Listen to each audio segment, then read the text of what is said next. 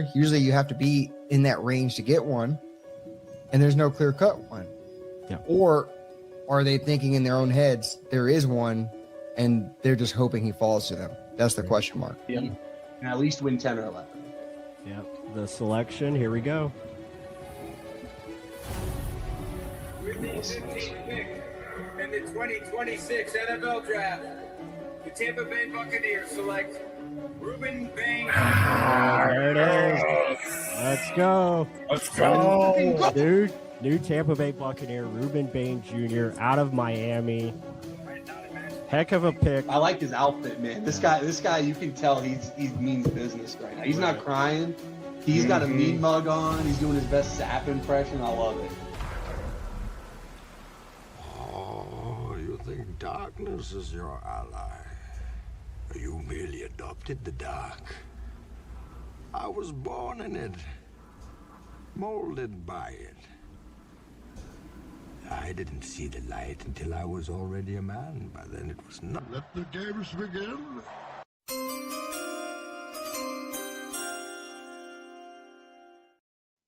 What is up, Bucs fans? We are back. We are live for round 2 of the 2026 NFL Draft, rounds 2 and 3. And it should be a lot of fun. The Buccaneers had a great night last night. Thank you all so much for joining us. It was a great show. Had a lot of fun with the guests that were on. We should be getting some guests on here shortly. Ken Barrett will be back, and I think we'll have Edvin Winter here pretty soon, and Mark as well. And plus some other special guests. I think we're going to have Luke Easterling on later on, sometime closer to the 8 o'clock hour. And then we'll have Ryan Roberts from A to Z Sports in addition. So should be a lot of fun. And I just can't wait to see what happens in this draft. I think the Buccaneers have a great opportunity to add to Ruben Bane of what they're able to get last night. And Ruben just sounds like the perfect fit. It's exactly what the Buccaneers needed. So I hope you guys are having a good Friday, and welcome in to the live stream. And it's going to be a pretty cool show tonight. And we got the Bucs picks at 46 and 77. I think we're pretty much just going to cover till the Buccaneers picks, and then probably wrap it up shortly after. We got Mark in here as well. Mark, welcome in. Good to see you. Hey, Ruben Bane is a Buccaneer. He's been the talk of the town today, and just a lot of excitement, a lot of enthusiasm. It's pretty awesome, and just wanted to get your thoughts because I know you had a cut out early last night, so I just want to get your full reaction because there's a lot to dive into. Yeah, so the biggest thing, everyone is like, why was he available? I mean, and then you haven't really heard it, though. Some of the analysis from some of the ESPN or just people in general haven't really thrown the real reason. I think it's just because of what came out about a week and a half ago, right? Yeah. About it's not reckless driving. I forget what the heck it was called. I don't want to act like an idiot and not know what it is, but it's just he was driving immaturely, I guess we'll call it, and got in an accident, but someone died in that. And that's a big deal when someone dies. And he got off on it. They just let it go. And then it happened again, but no one died. It was just another weird that he's driving dumb or whatever the hell you want to call it, immaturely. That it's off the field is at the person. Usually this Bucs front office, they do their due diligence. They do their research. They figure out who the guy is, the person, right? We've always talked about that. And that's like a credit to why I nicknamed them the Tighty Whitey Boys, because they get plain cut, make sure you're freshly shaven, you got a fresh pair of underwear, right? That's why I usually called them. But this guy, it seems like he's no nonsense football only. Right. And what the hell happens when he drives? I don't know. Get a Tesla self-driving car. Let's see what that helps. Or you said, just get a damn driver. Shit. Let's just hire a driver. Right. But overall, the player on the field plays with power, plays with bend, plays with nuance, knows how to play, not just power, but can get around the edge. And it's something we don't have at all. And you even said it to me. It's like having another chess piece. It's not just Kalijah Cansey. You have a guy that you can play inside, outside, Can he cover? Let's see. Todd Bowles today said that he plays into the scheme very, very well. So I'm excited to see how Todd's going to use him. Is he going to forcefully push him out to cover people, or is it going to be, no, we're only going to let this guy rush? But I'm interested to see that. But overall, the guy, there's a reason why some people were saying he was a top 5 pick. It's just what happened off the field that dropped him a lot, I think. And I don't think shorter arms is really going to knock you that damn much. And I like that Chris Long even came out and said that he's a guy with short arms. He's like, it's just more the player that was badass, but the Bucs got a good one. So, I mean, I'm interested to see how good he can be in this line because that's formidable. Like Yaya, Vita Vea, Kalijah Kancey, if he stays healthy, and put in Ruben Bain. Oh, Big Bane. I'm going to put that in these damn, what do you call it? One of these Todd Bowles, Big Bane. But I mean, it's excitement.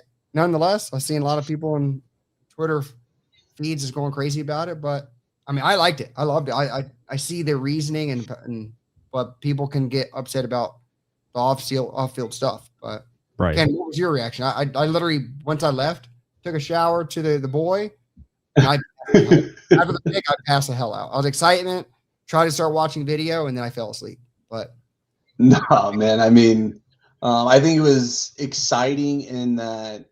Being in, the 15 and 19 range, I think we've been pretty fortunate to see who's fallen to us. And it's very interesting, the timing of the Ollie Connolly article. I don't know how big of a factor that plays with it. Jason Light kind of addressed it last night. And at the end of the day, it sounds like it wasn't that big of a deal, but it sounds like the arm length if I was to guess kind of what was going on with the league, why he dropped, I think the arm length was an issue. And I do think it's something, again, to understand why he dropped to 15, but to kind of what you were going off of, that's really like the only yellow light in terms of his evaluation, assuming what happened off the field was, and we'll take Light at his word that, hey, it was just an unfortunate circumstance with the, passenger not wearing the seatbelt type of situation. Everything that we kind of see about this guy, I mean, I don't want to do the Warren Sapp thing, the Miami, he's going to come in, get a gold jacket, but I think it's awesome to see another, great player on the surface drop into 15. I think it's a great fit for what we do. I mean, I forgot who treated, I think it was Ben Solak. I mean, if you get him, David Walker, Vita Vea, and Kalijah Kancey on the field, it's like the most obscene body structures you've ever seen on a defensive line. I agree with Light in that pass rushers, especially, come in all shapes and sizes.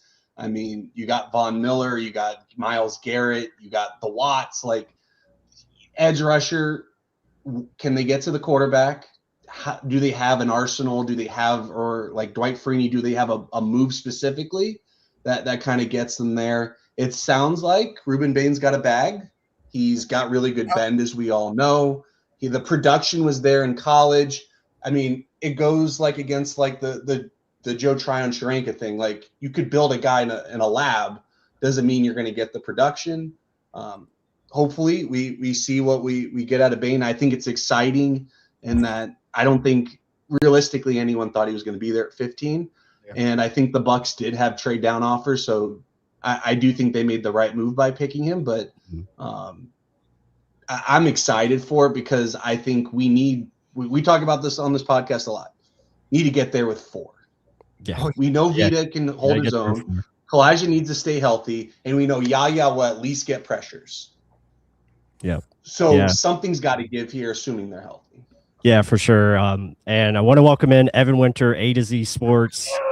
It's good to see you. I just want to, first of all, congratulate you on just all the awesome work you've been doing on your website, and also the mock draft simulator. I'm going to pull it up here. It's freaking fantastic. And we're definitely going to promote it tonight and utilize it. Just so much fun, and what you're able to do on there. Well, not that one. That you can do later, but we want you to definitely hit the like button. But there it is there. And it's just a great tool. And I like how it's locked in. Awesome stuff. I really appreciate it, guys. Yeah. Yeah, of course. Always happy to be here. And, we follow greatness, and y'all are the ones who have been here long before we were. So, Right. we just, imitation is the best form of flattery, right? But no, seriously, thanks. And yeah, Travis May, our college, manager, and the guy who really built out, 98% of the mock draft simulator. He's done just an amazing and incredible job of, figuring things out. And I think the best part about it is super navigable. Like, you don't have any issues figuring out what you want to do and whatnot. Right. But regardless, we're here to talk Bucs draft. And so thank y'all again. I'm always honored to be on, talking ball with, Mark and Mike, plus. Yeah. We got a absolutely. receiver off the board, Dejon Stribling to the 49ers. Already. Yeah, wow. good pick. Yeah.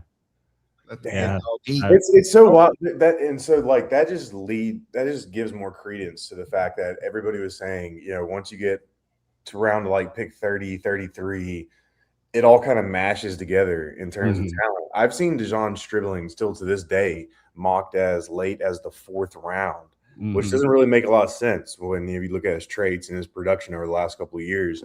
And same thing with like a guy like Bud Clark. I still see him going in like late 4th whenever he could probably go as high as, early 3rd. Either way, that's an incredible pick, and that should really spur some conversations, especially on the West Coast. Yeah. But let's get your thoughts on Ruben Bain. Obviously, it's it feels like it's a home run pick, and to get a guy of that kind of talent, I mean, just your overall thoughts and what can this do for this Buccaneers defense? Yeah, it shows the one thing you have to give the Bucs their flowers for over the last few years, especially once Todd Bowles became head coach, is they're willing to adapt and try to change. Typically, they're looking for those big, strong guys on the outside, right? Well, here lately, David Walker, Hassan Reddick, now Ruben Bain, they're looking for those quicker, bendier, guys that sure might not have your ideal length. And I mean, Ruben Bain's got plenty of power. We know that. We see him shoving, the 17th overall pick to the ground, easily. But regardless, they're trying to find that complement to Yaya Diaby, who's that stronger, more powerful kind of guy. And because if you have too many jacks of one trait, teams are going to have to figure it out. And Ken, you were just talking about all the different body compositions that could be aligned upon.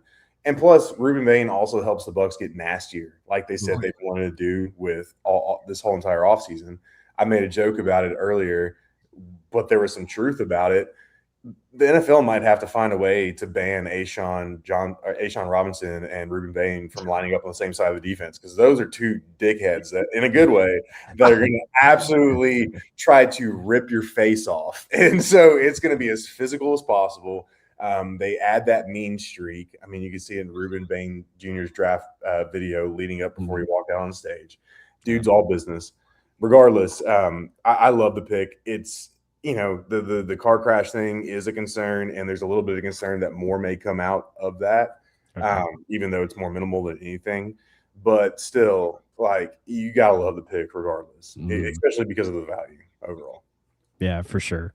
Yeah. Speaking of pick, Cardinals select guard Chase DeSantis. Yeah, really good player. So countdown to Jacob Rodriguez. Good zone. Still on the board. Well, so with all that, so the biggest I think they've had a good little off season. Who? Sorry. Who is it? Cardinals. Oh, you go. That running back room's wild though. But let's keep going. So Ruben Bain 40 off season mentality. I think that was the big. I sent that immediately the second I heard that. Todd Bowles said it. He's like, we're wanting to change through the free agency and the draft the mentality of this team. That tells you a lot. It's not just the players in the locker room at we're packing our shit, we're getting out, because there's a mentality that was a loser mentality. We lost, it doesn't matter. No, he said it himself after that Atlanta Falcons game. He's like, it needs to mean something to you guys. It's got to hurt. You got to want to do this shit. It's not just me that has to have it. You guys got to do it on the field. And clearly, some guys, I'm not going to name drop because they said they're going to do a damn poll. How many times they're going to name drop this one guy? Name that shall not be named. That's no longer on this Bucs roster. Right. They cared about more money than playing on the field or knowing where the hell your assignment's supposed to be. Some guys, Vita Vea would point out, you got to be here, but brother, you got to be here. So is this a difference in mentality? A guy that wants to beat the man in front of him, be great at your sport, at your job, right? Not just care about dollars and cents like some guy from years past too. That rides horses, but it's more the mentality prize of what I'm talking about. And Ruben Bain has that as a football player. The off the field stuff, I know you're huge on that, Evan. It's like, what is it? Is it something that's being thrown under the rug? No one clearly knows what the hell it was, Right. but Jason had to deal with Jameis Winston and that whole debacle. So I think he knows, okay, let's just focus on this guy. He was probably 20, 19 years old when that shit happened. Very immature player. What the hell is going on? Like, what even, it wasn't reckless driving. I don't even know what the hell it was. So like, what is it? What more could come out? I don't know. But when you're 19, shit, I did some bad things too. Luckily, I didn't do the stuff he did, right? But I had a child young. But I mean, we all learn from it, right? And you get better and you fix it. At 19, 20, I don't know. But overall, the guy is locked in. He's the only guy that didn't make himself look pretty in the mirror before putting that on. You gotta love that. You gotta love that too, especially with the look at me. Yeah. I mean, I'm not trying to sound like the about to be 38-year-old that I'm about to be, but Cheers, there's just so much of the look at me culture these days. Hey, and that's exactly why the NFL set it up. And hey, that's great. Mark's boy just got picked. No, I was going to say PJ Parker to the Bills. Yeah. Go ahead real quick. We got a better edge, but keep going. Look at me. Look at you now, Evan. Yeah, right. So like, but that's why the NFL put that there is because, and that's fine, is because they know they're dealing with a different generation. So on and so forth. So it was really super refreshing to see him just walk right past that and go straight to the stage. That was awesome. Yeah, for sure. Yeah, I'll play a little video here. I really liked this comment from Ruben Bain earlier today, so I'll play this here. I think I always had that kind of mindset. I feel like I kind of piggybacks off that question as well, just from what was put in front of me. Allowed me to be the player I am today. Allowed me to kind of play with that head on fire mentality, and just run around knowing that you never know what play could be your last. So I'm always play like that. I come in with the game and the mindset that I don't take anything for granted. So when I step on the field, I'm trying to give them all each and every time. Yeah, so that's just awesome to hear. Very, very motivated. And he loves football. I think that is his top priority. It's he doesn't have any other hobbies besides football. So he's just training all the time, and that's the type of mentality I think this team definitely needed. You see the attitude adjustment that they're trying to bring in. So I think that's really good. Texans trade up to 36. I do think that's a team that might be a linebacker, so we shall see. Oh, boy. I liked how he said he was going to be literally hounding Elijah Cansey about learning this playbook, understanding what the hell he has to do, being aggressive and be on day one ready to go. Like, that's huge, considering how much he was an addict with Jason Taylor and learning things. And it's just a credit to the guy. He wants to be good at what he does, right? It's that simple. Not just be good to make money, but be good because you want internal fire to be good at what you do, right? Everyone has to wake up and do what they have to do every day. Do you love what you do? And then do you want to do it? It looks like it's a match with this guy. And hey, again, I think Ken said it. There's yellow flags. Is it necessarily a red flag? I don't know. But he fell to 15 for a reason. Is the short arms going to knock him that much? I don't know. I mean, the guy shows power. He's got too much power for the short arms. Yeah, there are going to be times where they limit him. Like, that's just going to happen. It's the NFL, right? Teams are going to know how to game plan, or tackles are going to know, or at least the elite tackles will just have the physicality to be. But at the same time, it's not going to be like a complete hindrance like people think. Like, he's not just going to run into a tackle and fall back because he doesn't have long arms. Like, he knows he's got a deep bag. He's got the power. He's got the bend. Like, there are other ways. You don't just have to extend off of a tackle. So, and then again, you can line up. And that's the thing about Todd Bowles' defense. It's super, it's versatile. He's going to find ways to put him in other spots. And he's gonna be dropping back in pass coverage. So let's just get used to that. Hopefully, it's not too often, but still, like, they're gonna find all kinds of ways to use him. And honestly, in year one, we can talk about the future. next year once we actually see him play in the NFL. But year one, I can't wait to see him as a sub package guy. I really feel like they can really utilize him in terms of just sub packages and obvious passing downs and whatnot. Yeah, I don't think he's going to be one star. Texans move up for Caden McDonald off the board. So our boy Logan Hall gonna have another body to go up against for some snaps. He's going to the bench. I didn't say his name. It wasn't me. Dude, that defense is going to be unreal, though. I can't even. If Stroud just doesn't throw 5 picks, I don't know how teams can score on this team in a postseason environment if healthy. Plus says it best. He's not guaranteed a roster spot, so you could see him walking around in September. You never know. I'm saying. I didn't say his name. He. But yeah, let me bring up the newest Buccaneer, so we all can check it out and see what we see together and see. Bam, boom. We're gonna go full screen. Let's go full screen. Yeah, you can go full screen. Love that. Love that white line alignment. Yeah. Right? Like this is a guy that can be used. Oh, you want me to do it? Okay, there we go. Wide 9, baby. Right? I mean, so to me, clearly he doesn't have elite speed, but he has really good quickness and he knows how to use his body. His understanding of his tools and how to use them. Mm-hmm. But let's break it down together. This is all just pass rush situations. This is like the very end of the game. Florida has to score. So this is why I want to look at this. Like, this is what we all want, right? We know he has power. He can probably hold the edge, even though he has baby arms, T-Rex arms. Let's look at how he can rush the passer because that's what we truly badly need. So let's break it all down together. Ruben Bain, what do you got? Clearly, he has power, right? He talked about bench pressing, or someone mentioned him. It looks like he's bench pressing every rep. This is truly that. And what do you guys see? And I love how he starts outside and then comes back inside to help create that power, right? So because, for instance, if you get that tackle moving off on that outside foot, all of a sudden, now they have to account. They're trying to use their athleticism and their length, and now they've got to work inside as he goes inside. So that's the next thing that definitely stands out for me. And me is also, like you just said, short arms, longer arms are going to win, right? Who shot their arms first? Yes. Tackle shot first. He said, forget your ass. I'm throwing your hands down. Then I'm going to get to your chest first. So it's like someone's telling him, guess what? It's coaching up right there. Learned it, push it away. Bench press you right into the back of the pocket. And guess what, quarterback? You have to move off your spot. Todd Bowles loves disruption over sacks, right? He says a sack's I mean, he still managed to make it happen. So, And this is just dirty. I mean, look at the bend. Look at the attacking the outside shoulder. The balance too, to stay up in that pile and work around those guys.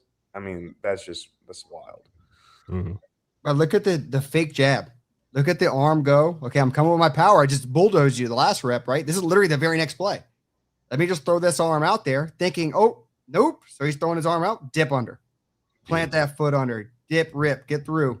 And then you mentioned balance, get through the noise, and just get in there for a half sack. Beautiful. What did you see, Plus?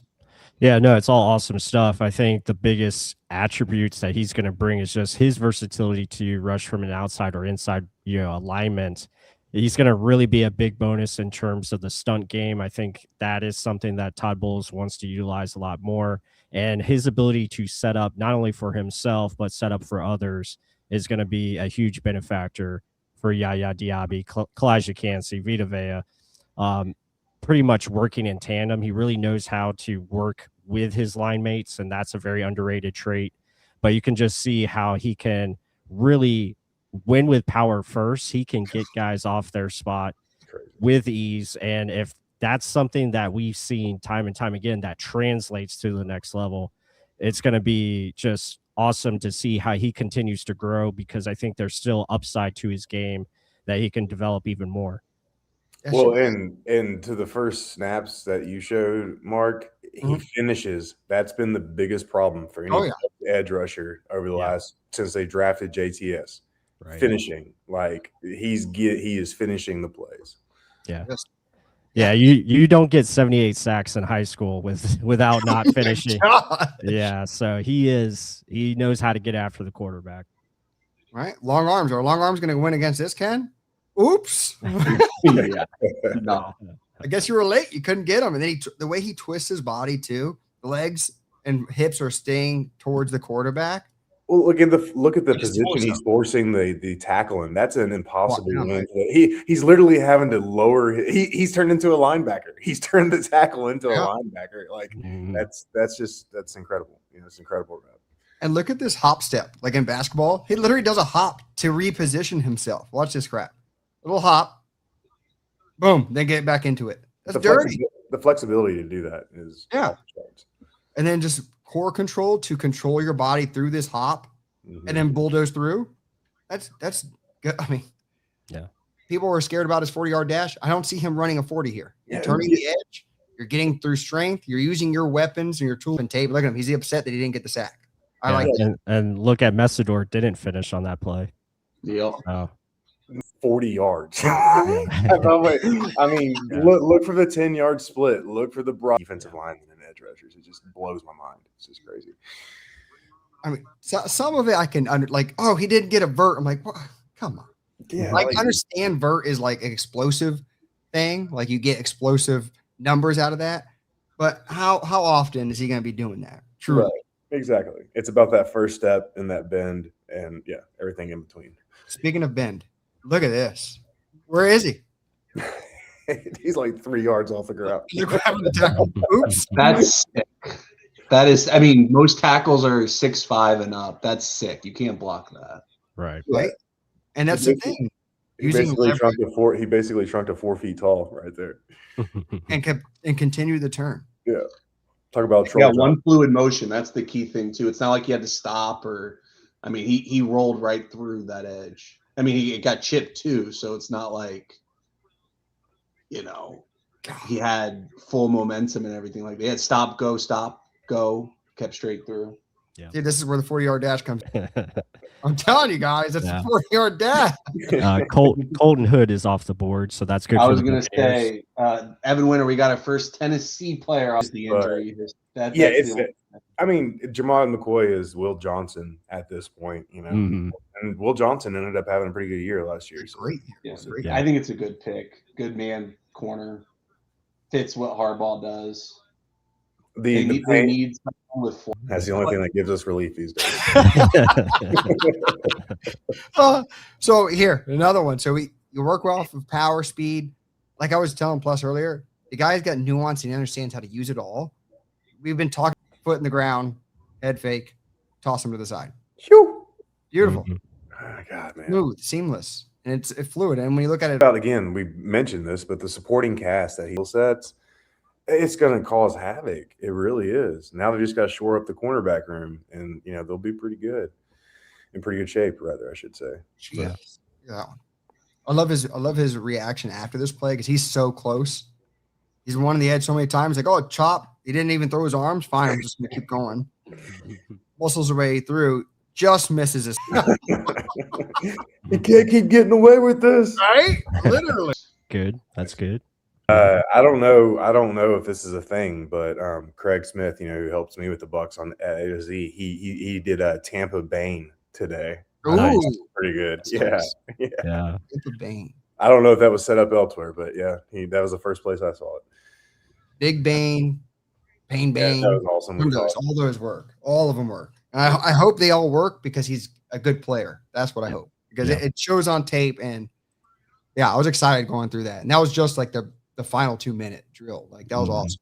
I think he changed his body even more. I think he lost weight because I looked at the 24 tape, the 25, he looked slimmer. And same thing with Mesdor. They look like they changed their body a little bit. Like Mesdor went from defensive tackle to defensive end. They just looked body-wise different. Yep. All right, so I got to ask y'all, just considering who's still on the board, if our Mason Thomas is there at 46, do you double down and go? I mean, because they're the same player, basically, right? So I don't know, but man, just loading up like that at an edge, I don't know, it feels good.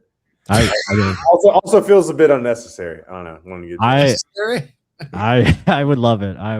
I think any way you can do to keep Anthony Nelson and Chris Braswell off the field more, I think it just is an awesome thing. I will defend Anthony Nelson a little bit. He just shouldn't be dropping. That's my only thing. Like, I understand you want to have the dropping scheme and you just want to, mix and match and do whatever. just throw Nelson's ass at the 3 or 5 or something, just for like your blitz look or whatever you're doing there. Yeah. Like, or gain weight. Him dropping 10 yards down the field on Play a tight inside. end or running back is just waste of space and time. That makes a lot of sense. And that would help fill, they've got kind of a need on the defensive line, right? I mean, they signed Ashawn, they've still got Vita and Kalijah, but still need some more reliable depth, even though Elijah Roberts, Elijah Simmons, and then I'm missing one. I hope we see some more Elijah Simmons next year. I thought he's played less throughout the rest of the year, but in the middle of the season, I thought he put on some good tape. He's good. I mean, he's good going north and south. I think the lateral exactly. He has a role. He does. Yeah. But I think they're expecting but we made him inactive too much, in my opinion. Like, we're playing like the Falcons who are gonna run the ball, and like he's just not even dressing. It's like, come on.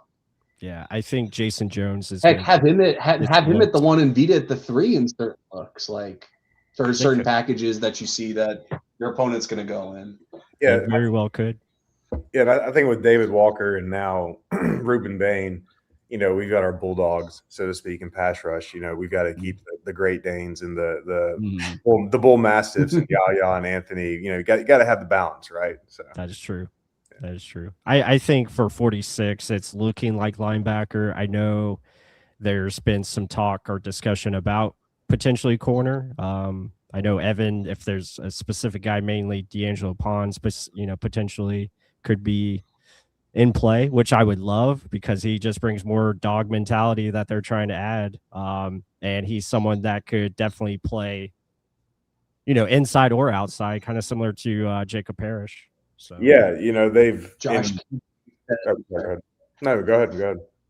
No, I was just saying Josh Capo said that 39, if you were going to trade the 4th to move up, so that's where the Browns are picking right now. That's about where you would get trade value wise. The Browns just selected wide receiver Denzel Boston. Oh, perfect. Big dog.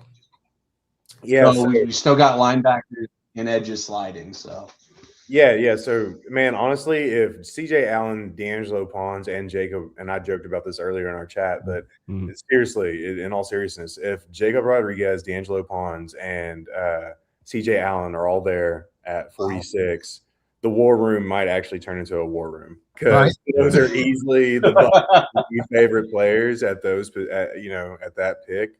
And it's probably going to take an executive decision by Jason Light. So yeah, either way, but honestly, are any of us going to be upset with any of those players at that pick? I don't think so. So good value. I mean, I'm kind of hoping for it. Chaos is a ladder, as Littlefinger would say. And I'm just hoping to, man, if that's there, it's going to create such an intriguing decision from this. If that does happen, do they consider a trade back to maybe get potential more picks? I would. Yeah, but at the same time, you got to depending on how far. Yeah, and you got to ask yourself, if you move back 2 picks, it's probably going to cost a 5th or a 6th. Yeah. It's not going to be anything. Not worth it. Yeah. Yeah, to where you could get a situation that we saw yesterday with the Cowboys and the Eagles totally screwing the Steelers over, where all of a sudden, maybe you trade back 3 picks, but 2 teams jump in front of you and take your guy. I mean, you just never know. Yeah, exactly. So our Mason Thomas to the Chiefs at 40. Damn, they're getting defense all over, man. Yeah, that's a great pick for them. That is good draft. Good draft. That's great value. Yeah, that's great value for sure. Wow, SEC teams too. LSU, Oklahoma, and then Peter Woods is somewhere else. But I'm liking the Bengals might be a linebacker team to look out for. Oh, here's something I want to kind of maybe an edge too. Linebacker and edge. I feel like the Bengals would consider. Let's add mine plus. There you go. So people were mentioning like the arm length thing. So Bane's at a 30 and 77/8. So they compared to Micah Parsons' arm length, only 31.5. So like an inch and a half, a little bit more than an inch and a half. But those banana hands, man. Holy cow. Those are monsters. But I mean, profile wise, they're just different animals. Like he's just an electric, just pow.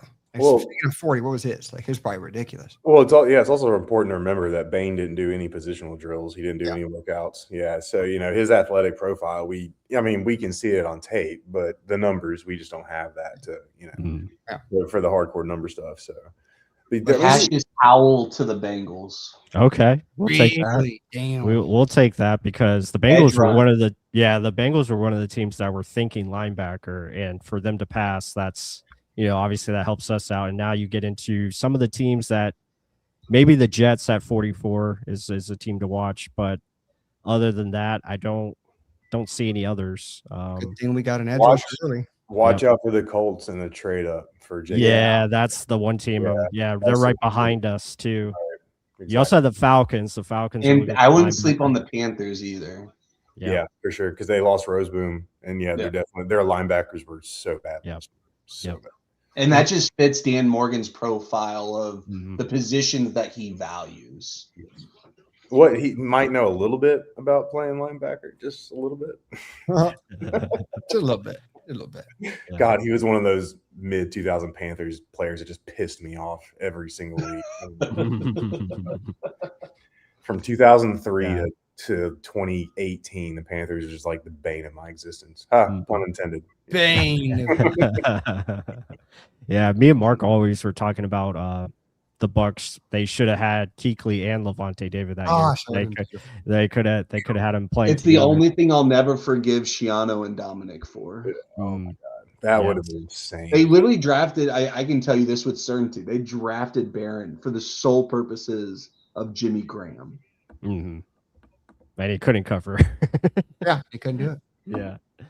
And then he had to switch to linebacker. Yep, good linebacker. Yep, I'll say. Which he was a decent linebacker. He wasn't great or anything, but he did his job in Pittsburgh. Okay. Well, that's all I'm going to say about that. Yeah, let's get out of those years. Let's move on. Let's not go back to those years either. Yeah, right. Exactly. Out and thank you. And that's the biggest thing of what the Glazers are saying. They don't want to go back to that, and they hoping Bowles and his consistent mediocrity hopefully can get up, but let's see. Well, and I talked about this with JC Allen. Like, they carried a lot of water on the injury front from last year. I don't like the fact that they blame so much of last year's failures on injuries. At the same time, they got destroyed by injuries. But we'll just have to see what happens. When it comes to that. Quick Lightning update. The Lightning are playing tonight. It's 1-1 here in the first period, so it looks like they were off to a decent start. And we got about 6 minutes left in the first period, and then I think shortly after that we'll have Luke Easterling on from Athlon Sports, so that'll be awesome to get his perspective and get his draft insight. So that'll be cool. I'll probably head out when he gets in here then. All right. I'll probably have to head out at 8 o'clock again because the boy. All right. But no worries. They don't want to hear me yelling at the Bucs pick again. Listen to this defensive line turnaround for the Bengals. Boye Mafe, Lawrence, Hill, Jonathan Allen, Howell now, Miles Murphy, and Shamar Stewart. Yeah, not a bad route. Not bad. Besides Shamar Stewart, it's solid. That beef in the middle. With no Tomlin and no Harbaugh now in the North, and no offense to Monken, I think we all love Monken on this, panel here, but I think it's a pretty uphill still situation. Yeah, Jesse Minter's pretty damn good though, so we'll give him that. Oh no, that's what I'm saying. But that division we know is always open. I do think the Steelers are going to take a step back. Yeah, especially the Bengals. They're a team. If they win 10 games, they just need a defense to show up.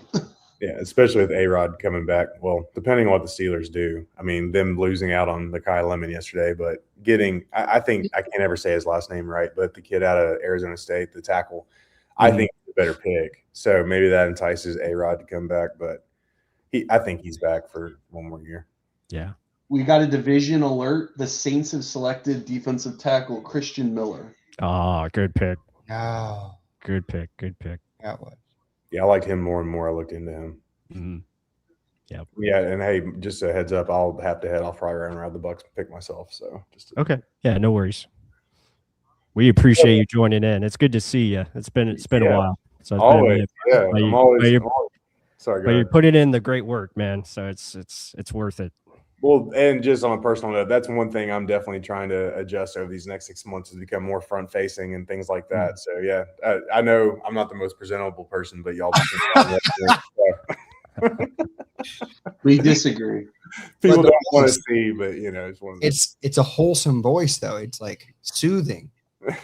Well, hey, I agree. got to bring some balance to life, right? Yes. That you do. How's the boy actually? He's doing well. Finishing up his first year of school. He went to kindergarten this year, so he's now officially in the system. But either way, really good first year. And it's just crazy to watch them grow and learn. He used the word. He's 6 years old. Just turned 6 last week. Nice. He used the word capsize correctly in a sentence the other day. He goes, "Yeah, it capsized," and I was like, "Wait, what do you mean?" He goes, "It turned over and flipped over." I was like, "All right, man." Okay. Learn that till high school. Okay. Yeah, exactly. Like, I don't remember knowing that word till like 8th grade or something. So yeah. He starts using a bigger vocabulary than I'm gonna have to start writing my articles basically once that starts happening. Yeah. Forget AI. You're just gonna be hired right here on the spot. Ghostwriter for sure. Yeah. He's doing great, man. I hope everything is going well with all y'all in terms of y'all's family and whatnot. Everything's going good, man. I can't complain. Kayvon Thibodeau put on his Instagram goodbye to the Giants. So curious to see if we get a round 3 or round 4 trade is kind of what I'm thinking. And that's after the Saints just picked, which is super interesting. Because they're interested in him. Right. But I think you're going to have to pay him if you're going to trade for him most likely. So I think it's a 3 or 4 is what makes the most sense. So it might be the Saints next round. Yeah. We shall see. That'd be a good pairing with Chase Young. Mm-hmm. Yeah, very interesting. But yeah, I'm living the dream out here near the beach, having a great time. And Mark's actually going to be joining us tomorrow, so it's going to be a lot of fun. We're going to have a great time. Yeah. Maybe a little draft recap show at the nighttime. Who knows? We'll see. Nice. But it'll be fun. Yeah, 4 picks until the Bucs are up. We're almost there. We got the Dolphins, Jets, and Ravens. Dude, if Jacob Rodriguez gets there at 46, and they can it's gonna be a battle royale, like you said, Evan. They're gonna be fighting in the room. They might take it all the way down to like 5 seconds and then turn the pick in. But could you is there any better scenario than Ruben Bane? I mean, unless David Bailey fell to 15, but right. I mean, is there any better scenario you could ask for with these first 2 picks? No. I mean, it's been perfect. Because I think draft a receiver. Total Jason Light move. That hurts at 46. Yeah. Oh man. But now, if they get these 2 guys, you still have viable options in rounds 3 and 4 at cornerback. You could get a Takario Davis, a Dalen Everett. Just guys like that. You have receiver options if you want to get a Bryce Lance, for instance. I mean, God, it just opens up a world of possibilities if you get these. Yeah, because really linebackers your last starting need. And once you fill that, you can just be so versatile in how you can attack this. It's going to make a big difference. I have a good feeling they're going to go linebacker. As much as I do love D'Angelo Ponce and what he can bring, I just think the linebacker position is probably going to be the higher priority. Agreed. Yeah. I guess the biggest thing, do you really see, especially with Bowles loving Morrison? Sorry. Yeah, family connection stuff too. I think Morrison's going to be a good corner. Will he be an excellent corner? I agree, but I think he's a good corner. Well, and here's my main thing with Benjamin Morrison is, regardless of the cost, the investment, what his projection, whatever, should he just be handed the job going into this year? God, no. No, there's no way that they need to bring in competition for him and for him to prove over the offseason. They can't just hand him this position. In terms of skill and just availability, he hasn't proven that. So that's my big thing is there has to be some kind of viable competition. Not just Josh Hayes, or Yeah. Chase Lucas or Demarion Williams. Right. Yeah. No, agreed. I think there's still an opportunity they sign a veteran, post draft. Like I think Rasul Douglas. Yeah. Martin Emerson is still there. Like there's still options to be available, especially if you can get them for a low price, which I'm sure the price is going down as we speak. Very true. Yeah. So that's why I think the linebacker. 49ers have traded D. Winters to the Cowboys. Okay. I don't know what the trade comp is on it, but that trade is. That's a linebacker, isn't he? Linebacker. Yep. Yeah. Okay. That's cool. I think he's 7th round pick out of TCU.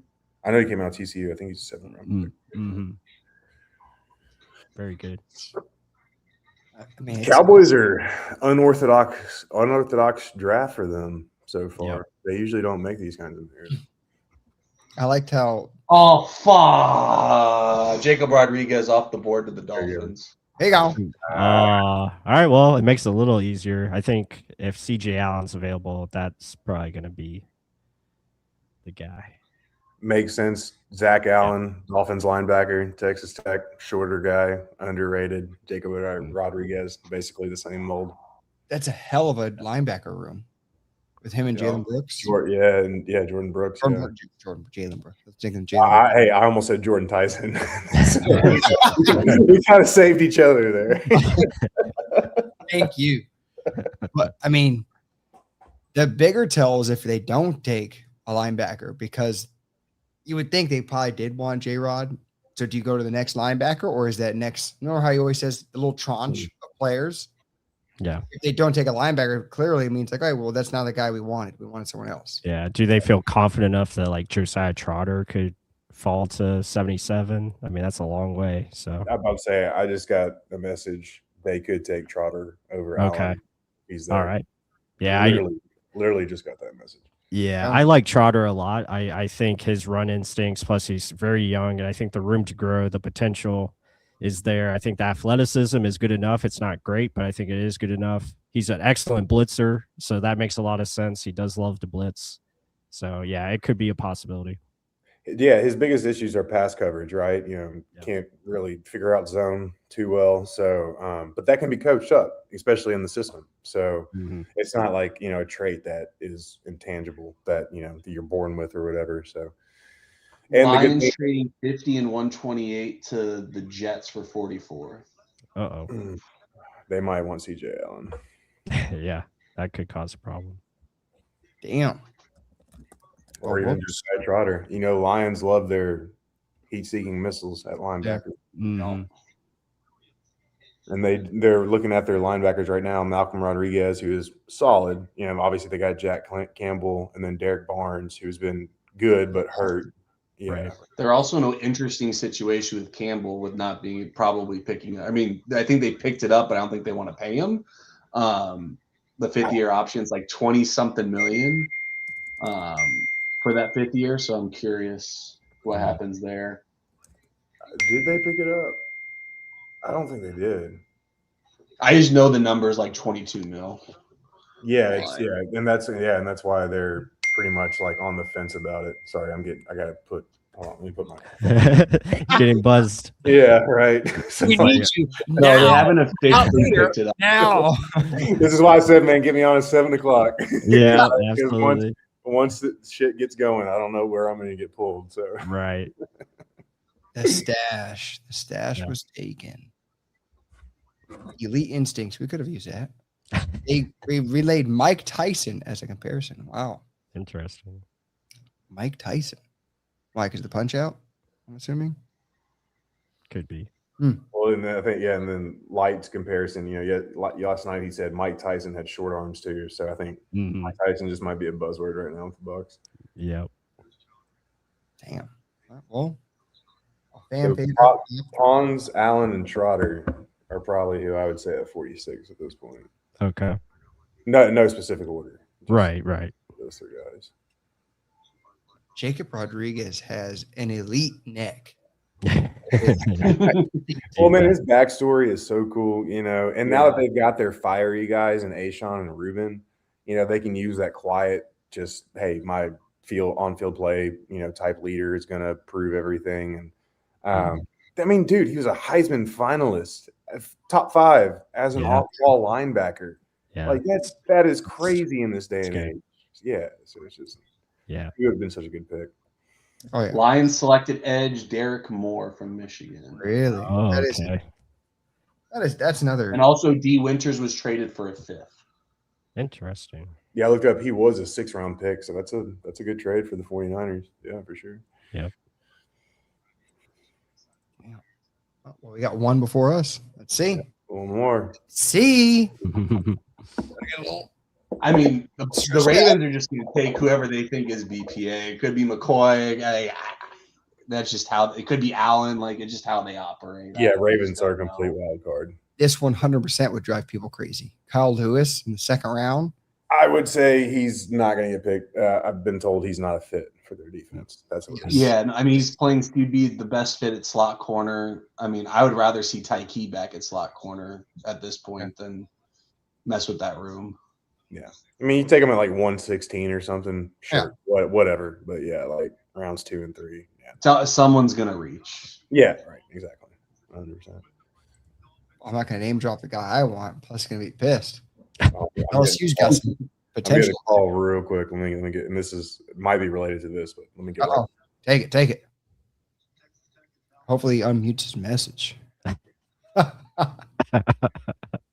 let's see. I mean, CJ Allen or Pons, which one would you want more?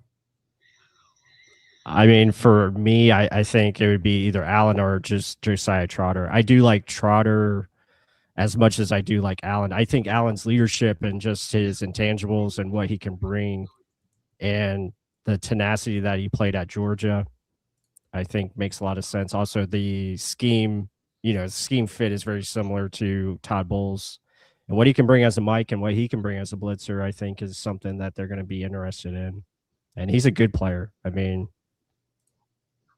to be dropped this far. The athleticism is not great. I think it's more good enough, but you do worry about some of the lateral agility, but he can still make plays in the box.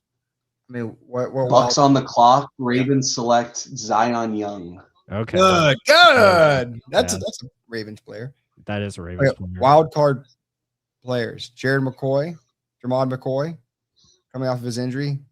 Year ago. I mean, if McCoy's knee clears, I mean, I would love that because he provides instant competition for Morrison, and he's a heck of a player if he's healthy.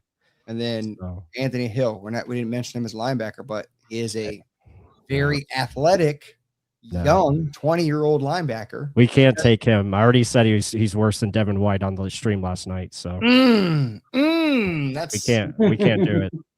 Damn. Well, that's a jab.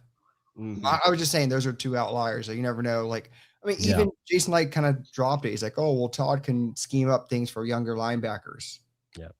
I mean, Devin White was schemed up early. They just sent him in all the damn time.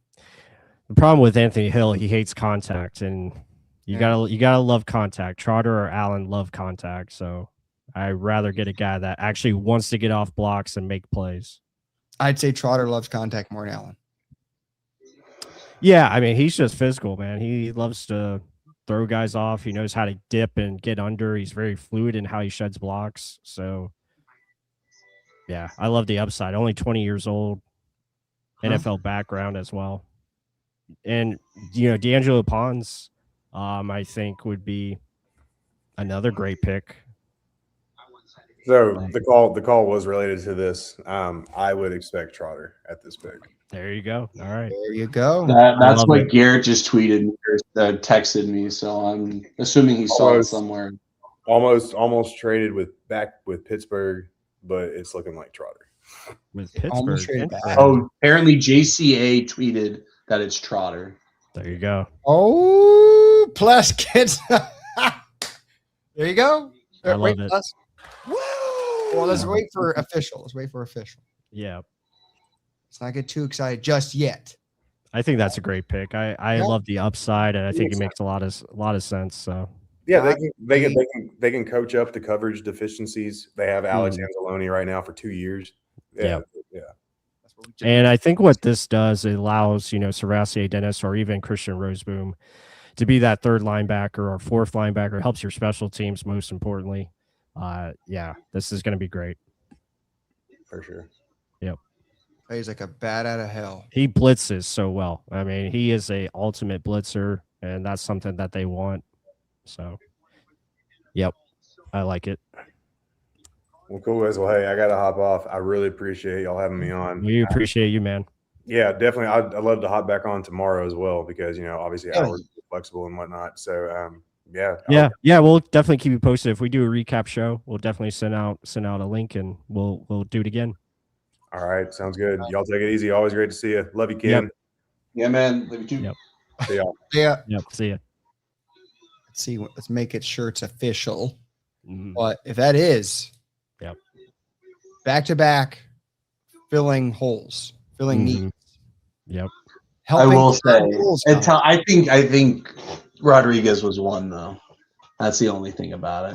I would assume, right? Yep. You would assume. And what did he say that it was trading back with Pittsburgh? Pittsburgh would have been Far back. 7 picks back.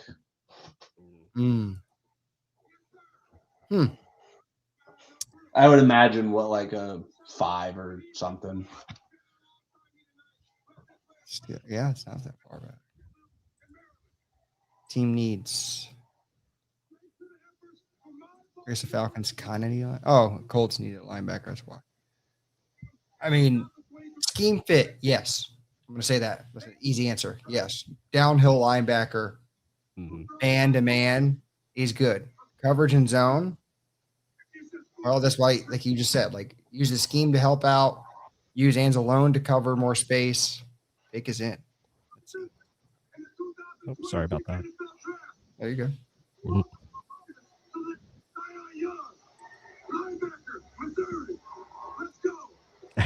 That guy was excited. Right? You're popping off, man. So, and guess what? Again, mentality, boys. Mentality. Dogs. Guys that don't take no shit. Want to tear your face off. So, Todd is smiling ear to ear right now. And I guarantee Buck fans are happy, but at Todd's expense. But Todd's happy. If Todd's happy, y'all should be happy. That way. And I'm talking both you, Ken and Pless. I know how y'all feel about Todd. I think that it would be great if we drafted for our next head coach. I can tell you for a fact, though, Mark, that Vita Vea was drafted for the next coach. I can tell you that for a fact. Mike Smith wanted no part of that. Yeah, he was bad. He was so bad. I hated him when he was with the Falcons, and then it made it worse because he sucked so bad here. It's like he did it on purpose. Goodness gracious. Trotter's film study plus is sharing the wealth. The damn man. So I just want to see the pick before I run on out of here. But come on.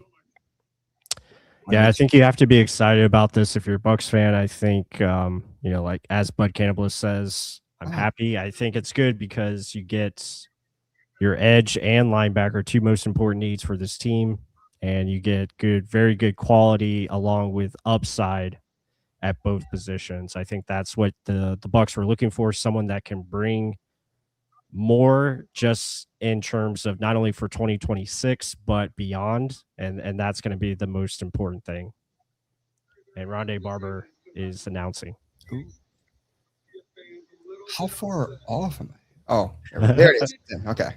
Yeah. Yep, it is. Explosive striker, football intelligence, first run, a family business. There it is. 6'1", 237.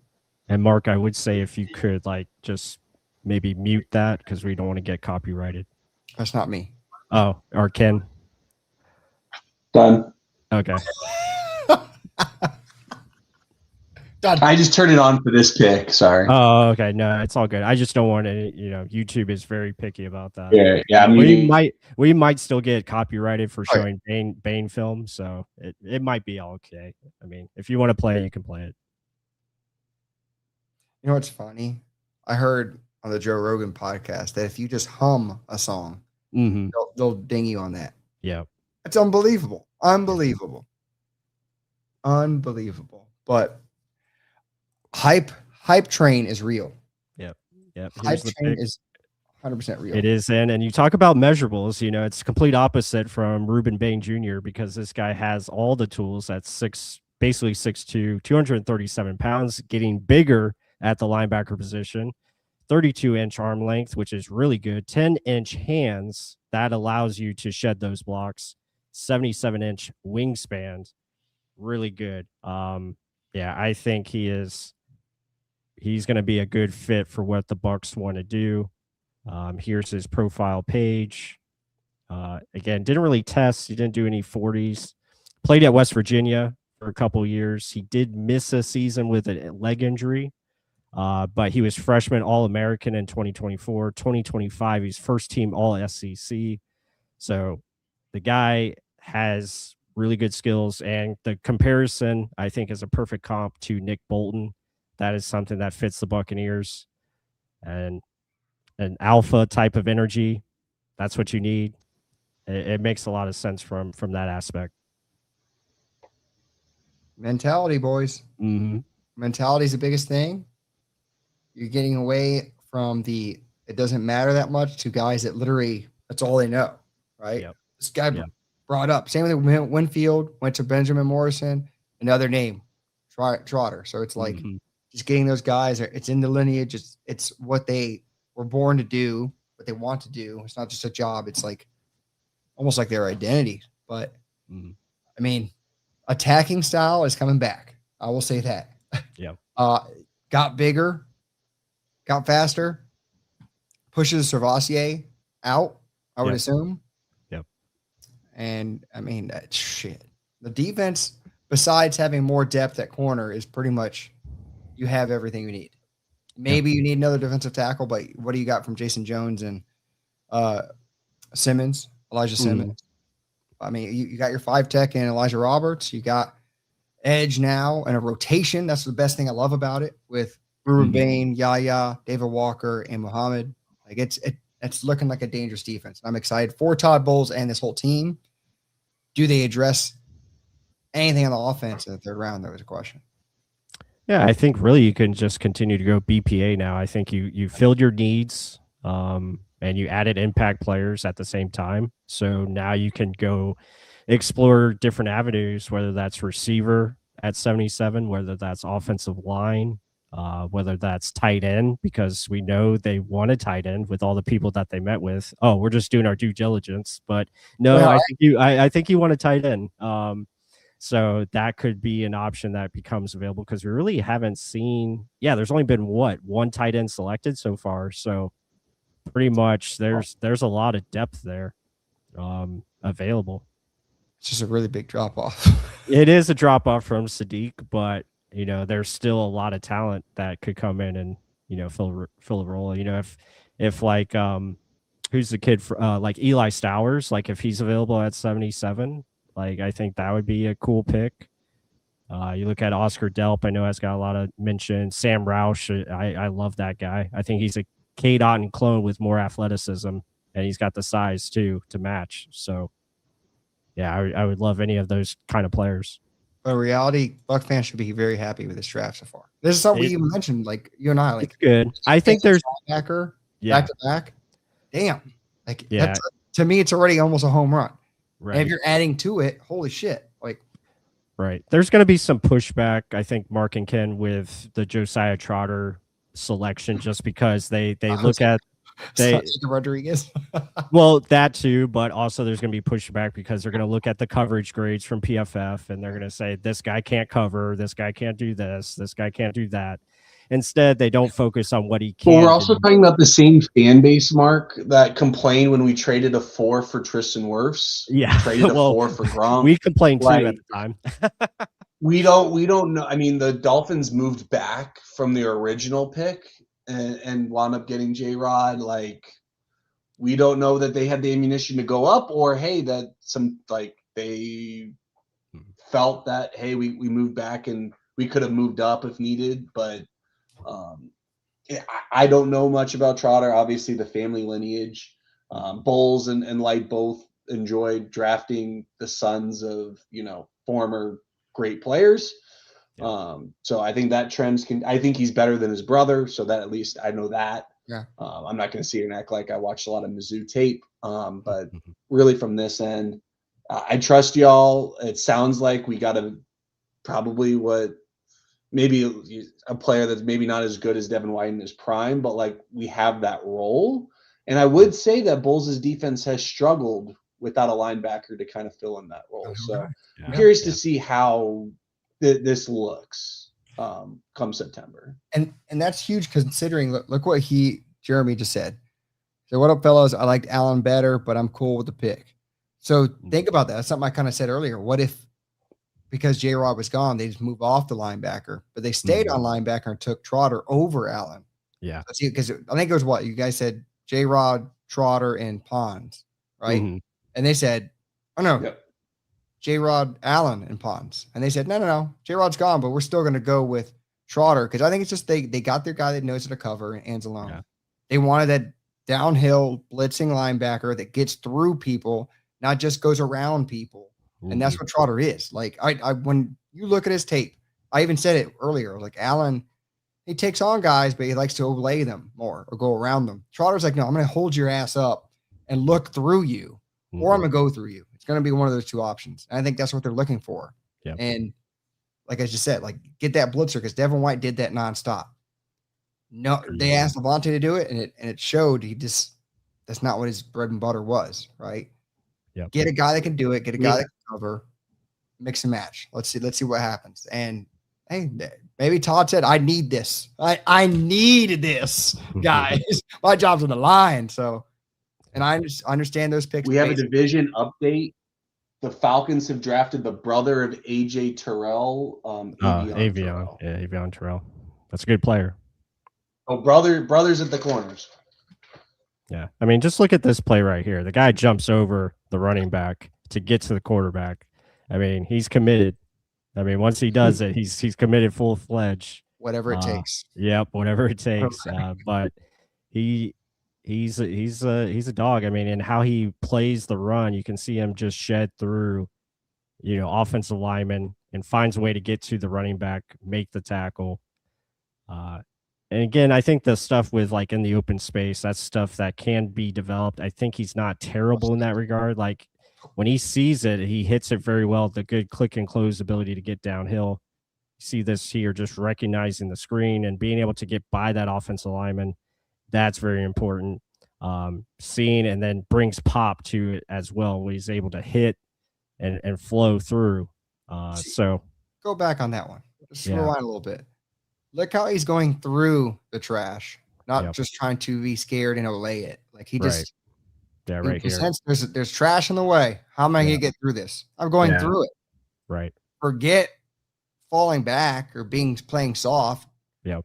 Tack. Now I'm going to go through it, and that's it's a guy that's a nose for the ball and is attacking downhill guy, and I think that's what they wanted. So. Yep. Yeah, can't play too much because again, they'll probably get copyrighted, but it's all good. Anything SEC, right? Yeah. But hey, guys, if you want to see the full film study, check out our Substack. You can join for $5 per month, and it's up there for all of 24-minute film breakdown on Josiah Trotter. You can also check out our YouTube video that we put up recently in the chat. There's a link in there. Also, go to our YouTube channel and just type in Josiah Trotter, and you can find it right there. We have, I think, about a 13-minute video that is for free. Also, we have the full film study if you join our YouTube members as well. So really cool. I had a good feeling that he was going to be a target for them on day 2. And it's, I think, a really good pick. Let me bring in our next guest here. We got Luke Easterling from Athlon Sports. It's good to see you. Sorry I'm late. Oh, no, you're good, man. I think the Lightning are doing pretty well. I think it was 1-1 still. Yeah, I saw it was 1-1. Yep. Plus, it's like, that's why he's late. No, it's not. No, man, it's busy times. I love it. Oh yeah, we appreciate you coming on. Just your overall thoughts. Obviously, Ruben Bane and then Josiah Trotter most recently. Panthers traded up, by the way, to the pick that's currently up. Also, real quick, like I obviously not a Falcons fan, but like that's super cool that the Terrell brothers get to play together. That's pretty cool. Yeah, absolutely. Super happy for them. But no, man. I mean, Ruben Bane Jr. I gave out 2 A+ last night. It was Caleb Downs to Dallas at 11, and Ruben Bane Jr. at 15, the number 4 overall player on my board, and the number 1 edge rusher in this draft, ahead of David Bailey, who went number 2. So I don't know what there is to say, guys. It's a pick that I think Jason Light is in the same boat as we all are this morning, where we're like, how in the hell did this happen? Like, how did this just fall into my lap? This is glorious. Like, I was all set to take Akeem Mesidor, which I believe they were. Probably would have tried to trade back first before doing that, but I don't think they thought in a million years that Ruben Bane was going to be staring at him there at 15, which is why they were like, hang up the phones, boys. We're taking this guy. So, I mean, again, just as a player, I think everybody knows just a productive, violent guy. I think everybody has probably watched all of the content from the team over the last 12 hours and realized that this dude is about that life. He is about ball. He is about no nonsense. And I think if you really want to know how good the pick is, go look at how annoyed everyone else in the division is. Like, go look at the fan bases, and every other fan base is like, God damn it. Yeah, they got Bane. How did you let them get to Bane at 15? Like, that tells you all you need to know. Nobody else outside of Tampa is happy that this happened. Even in Miami fans are pissed about it because they didn't take him. Like, and then they got the revenge with Rodriguez. They did. They did. Lee Hunter is the it giveth and it taketh away, for sure. Yeah, exactly. But no, Trotter. I think again, he fits Todd's mold of linebacker. He's the downhill crash and burn type of guy who's just going to fly downhill. He's great as an extra rusher in the blitz packages. Still, the only drawback is coverage is not his strong suit, and that has been a problem for these linebackers that they've tried to cycle through next to Levante, and now without Levante. I know Anzalone kind of fills that, more coverage heavy role, but Lee Hunter to the Panthers, I hate that.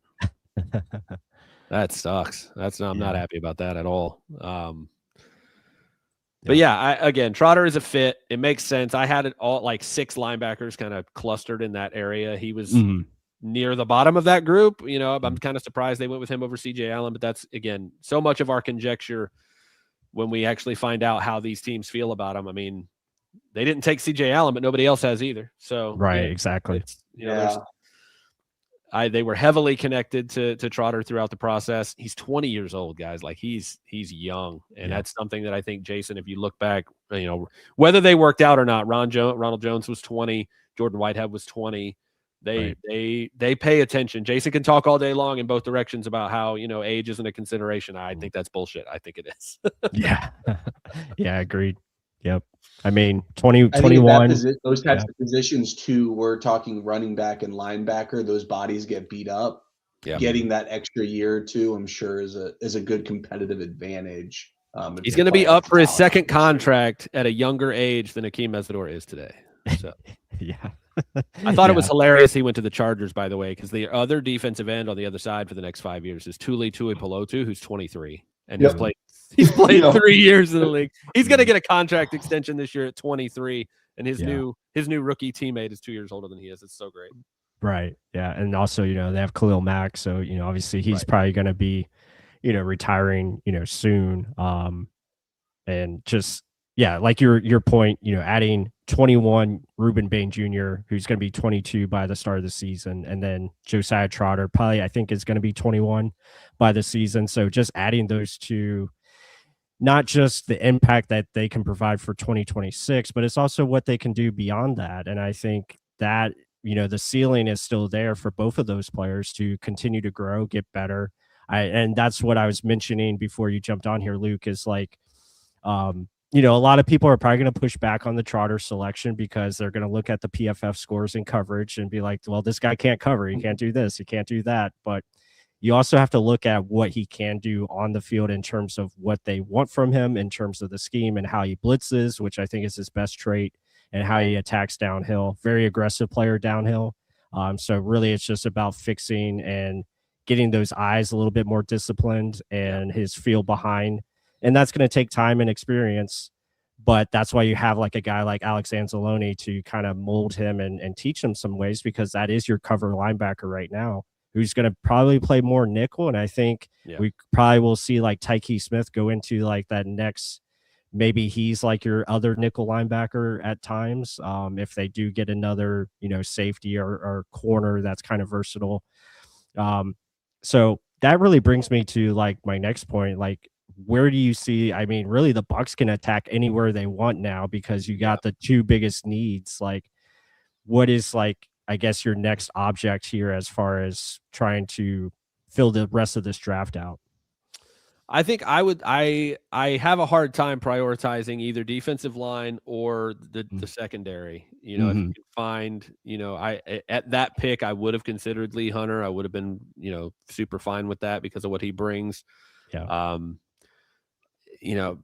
Can you Lightning 2-1 go? Oh, okay. There we go. I'm assuming Lightning scored. 5-hole, baby. Let's go. Yeah. All right. Love it. Oh, and the goalie wants to fight now? What are we doing? Yeah. I love it. It's not our fault you left the door open. Come on now.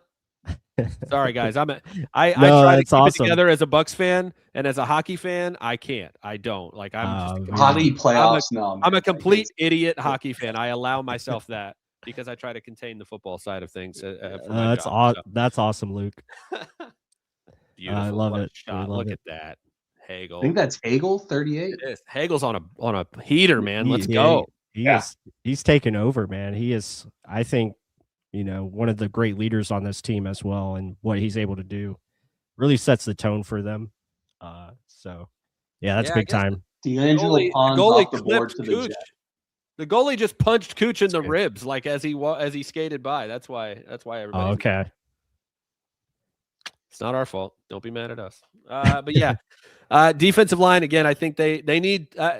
One of the reasons I think we all loved trading back like multiple times in all the simulators this year was because it allowed us to double dip and get like not just a linebacker. I get like a coverage linebacker and a run stopping linebacker. I can get not just a defensive lineman. I can get a nose to rotate and replace Vita, and I can get a 3 tech who can get upfield and jump in if Kalijah can't stay healthy and all that. So I'd look defensive line, look in the secondary, just because I mean they are one injury away at all times from Josh Hayes being back out there with the starting lineup, or heck no, or Merriweather at safety, like those types of like moments where you're like, wait a minute, how did we get here? It's because you haven't been able to address the depth. So Jets take D'Angelo Pons. I love that for them. Yeah, it's a great pick. Great pick. One of my favorite players to watch on He tape. was so fun to watch on tape. God, he's so fun. I know. I enjoyed his like just doing his film analysis. It was like the click and close ability. It's just insane. So and smart. the way he competes, the tape against Jeremiah Smith. Jeremiah Smith, the Ohio State, that was fun. I know he played against Denzel Boston as well, and like the way he competed against him. So. It's so funny, and we can have this conversation about Ruben Bane too, where it's like everybody gets hung up on one trait. You get hung up on the arm length, but it's like, but like in Pond's consideration, it's like, and I hate when they do that. We do this about receivers too, where it's just like, if you're sub 6 foot, you're a slot, and it's like that's a very unique skill set that has very little to do with how tall you are. Like it is. So it's like with Pons, when you watch those outside reps against those big receivers, it's like the intelligence, the ball skills, the leaping ability, the length, the hand timing. It's like all of those things can easily make up 3 inches of height, like so easily. Yeah. And so I just, like you said, listening to people be like, Pons is a slot nickel. I'm like, he can, but if you're abandoning him to that because you don't think he can play outside because he's 5'9", like you're just not that we got to elevate our knowledge a little bit if that's what we're thinking. Yeah, I completely agree. And I think that's why they're like, we're still considering Jacob Parrish as an outside corner because he did well there. He had tape that was very solid and consistent overall. So I think, that's why they're considering, maybe putting him in that kind of similar role that Sean Murphy Bunting was doing, playing outside in base, moving inside, on third down situations. So it makes a lot of sense. I would say the dark horses here, guys, are the depth on the other side of the ball, right? Do you address the interior of the offensive line, or do you try to find that really kind of tailor-made X for the receiver room now that Mike's gone? You know, I mean, those are the things where it's like, again, the trade back from 15 is what would have allowed you kind of feel like you could make those luxury picks while filling the other needs. So it's like it's harder to do now that they've stuck and picked at both of those first two spots. But yeah, those are one of those, you know, can you dip into that center class in the third and fourth round that's really, really deep, that's got some great guys in there? Can you get one of those guys that has some guard to center or center, you know, guard to tackle flexibility to give you some depth there? Or JC's in the house. What's up, my dude? Welcome, JC. Guys? Bruins suck. Trotter. Bruins suck. Boo, Bruins. Josiah Trotter, man. I love that pick. You guys know I've been high on him for a minute now. Downhill physical linebacker, come down as the Mike and just kind of step in, I think, and compete with Roseboom and Savastia Dennis right away for snaps. He gives that blitzing presence. Only just turned 21 like 17 days ago or something like that. And young enough with enough athleticism too, I think that he can still develop into some better coverage habits and patterns and kind of learn how to read and react to that a little bit better. And I think Mike Caldwell will be good for that. Alex Anzalone will be good for that. And, you know, he's going to obviously have access to Levante David whenever he wants and Derek Brooks. So he's got a great group of linebackers here to learn from, whether they're retired or whether they're in the building. And I really like the pick. A round earlier than I thought he'd go. I had him as my best fit in the third round, and I had him as my actual linebacker in my final 7-round mock in the third round. But at 46, I still like it. To me, over Allen signals that they are betting on his upside and his ceiling more than they liked CJ Allen's floor. I'll point out here they too, probably JC. didn't like CJ Allen. I don't think that's it at all. Has he gone yet? No, and I was going to say Golday just went ahead of him Can't too. hear Luke. Oh, can you not hear Luke? No. Should be able to. Has CJ Allen gone yet? No. So CJ Allen hasn't gone yet, and that to me just screams that maybe the league as well just thinks like, hey, we really like this guy's floor a lot, but there's limited room for growth. And even if that floor is a 5-year starter, you know, positional value-wise, is that worth it in the second round to get a guy like that? And I think that's why with Josiah Trotter, he gives that little upside, that age. He's still got some athleticism, but some things I think he can work on to actually improve that athleticism a little bit. And some coaching points will get in the NFL. So love the pick. We'll see what happens in round 3. There's a bunch of guys I like there still, and we'll see what happens. Yep, absolutely. Yeah, you thinking receiver? A receiver, I could see that happening. Cornerback. Cornerback is someone I had them in my like 2-day round 2 mock draft. I had them going with Dalen Everett, the Georgia kid. D'Angelo Pond just went off the board. The only other guy I think I'd consider there would be Keontae Scott. And if they do get a Keontae Scott at 77, if he's available, that signals to me that Jacob Parrish is competing for the outside spot. Pretty loud and clear. But he's so versatile, and maybe they think they already have a Keontae Scott and JJ Roberts, and it sounds like from everything we've heard they do. So maybe they don't even look at that position. I don't think they look at nickel anyways, but if I had to guess a nickel guy, that's who I'd go. But wide receiver, Bryce Lance, if they can trade back a little bit, I think makes some sense. Ted Hurst there. The tight ends, Oscar Delp and Max Player makes some sense. If they want to go guard, Jennings Dunker might be there. It might be a little early for Billy Shrouth. They might move back a little bit for him, but he fits what Jason likes, and an intelligent, athletic Notre Dame center, doesn't make penalties, doesn't allow pressures or sacks. You know, like he could play center, play guard. The last time they did that and they went with a tackle, it was Hainsey, and it worked out pretty well for them. So Dalen Everett was my pick for them, just kind of continuing on the defensive side. Tackles, maybe Grayson Halton or Josiah. Obviously they took Grayson Halton or Caleb Proctor. Maybe in the third. I think DJJ kind of slides into the fourth now. Tyler Onyedim would be a surprise, but not a surprise for me if they went with him at 77. I know they like him. So we'll see. There's a lot of ways they can go. And none of them will be running back, quarterback, or tackle. So you can rule all those out. Yeah, awesome stuff. So what you I gotta go. We gotta go. go. Press conference. All right, there you go. We'll see you, JC. Thanks for coming on. Yeah, he's at $1 right now. He's doing a great job over there with all his coverage, so that is great. Luke, Lightning are winning. I think so far the Bucs draft is going pretty well. I think we have to be excited about that.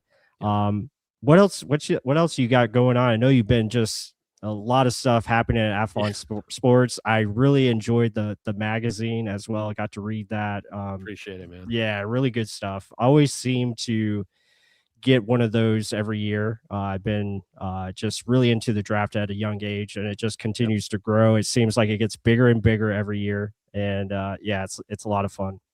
Yeah, same here, man. I mean, I've been reading those since I could read, I think. Yeah. And so the fact that I get to be a part of the amazing team that puts that thing together every year is just so surreal every year when I get through it and I get to see when they first start sending back like the PDFs of everything to like proof everything. I'm like, how is this my job? Like, this is so cool. This is the coolest thing ever. If I could go back and tell my 12-year-old self that this is what we're doing now, he'd be thrilled. So thanks for continuing to support the magazine. I'm so glad we continue to keep making them because I think it's important to keep making books and magazines and physical media. So absolutely.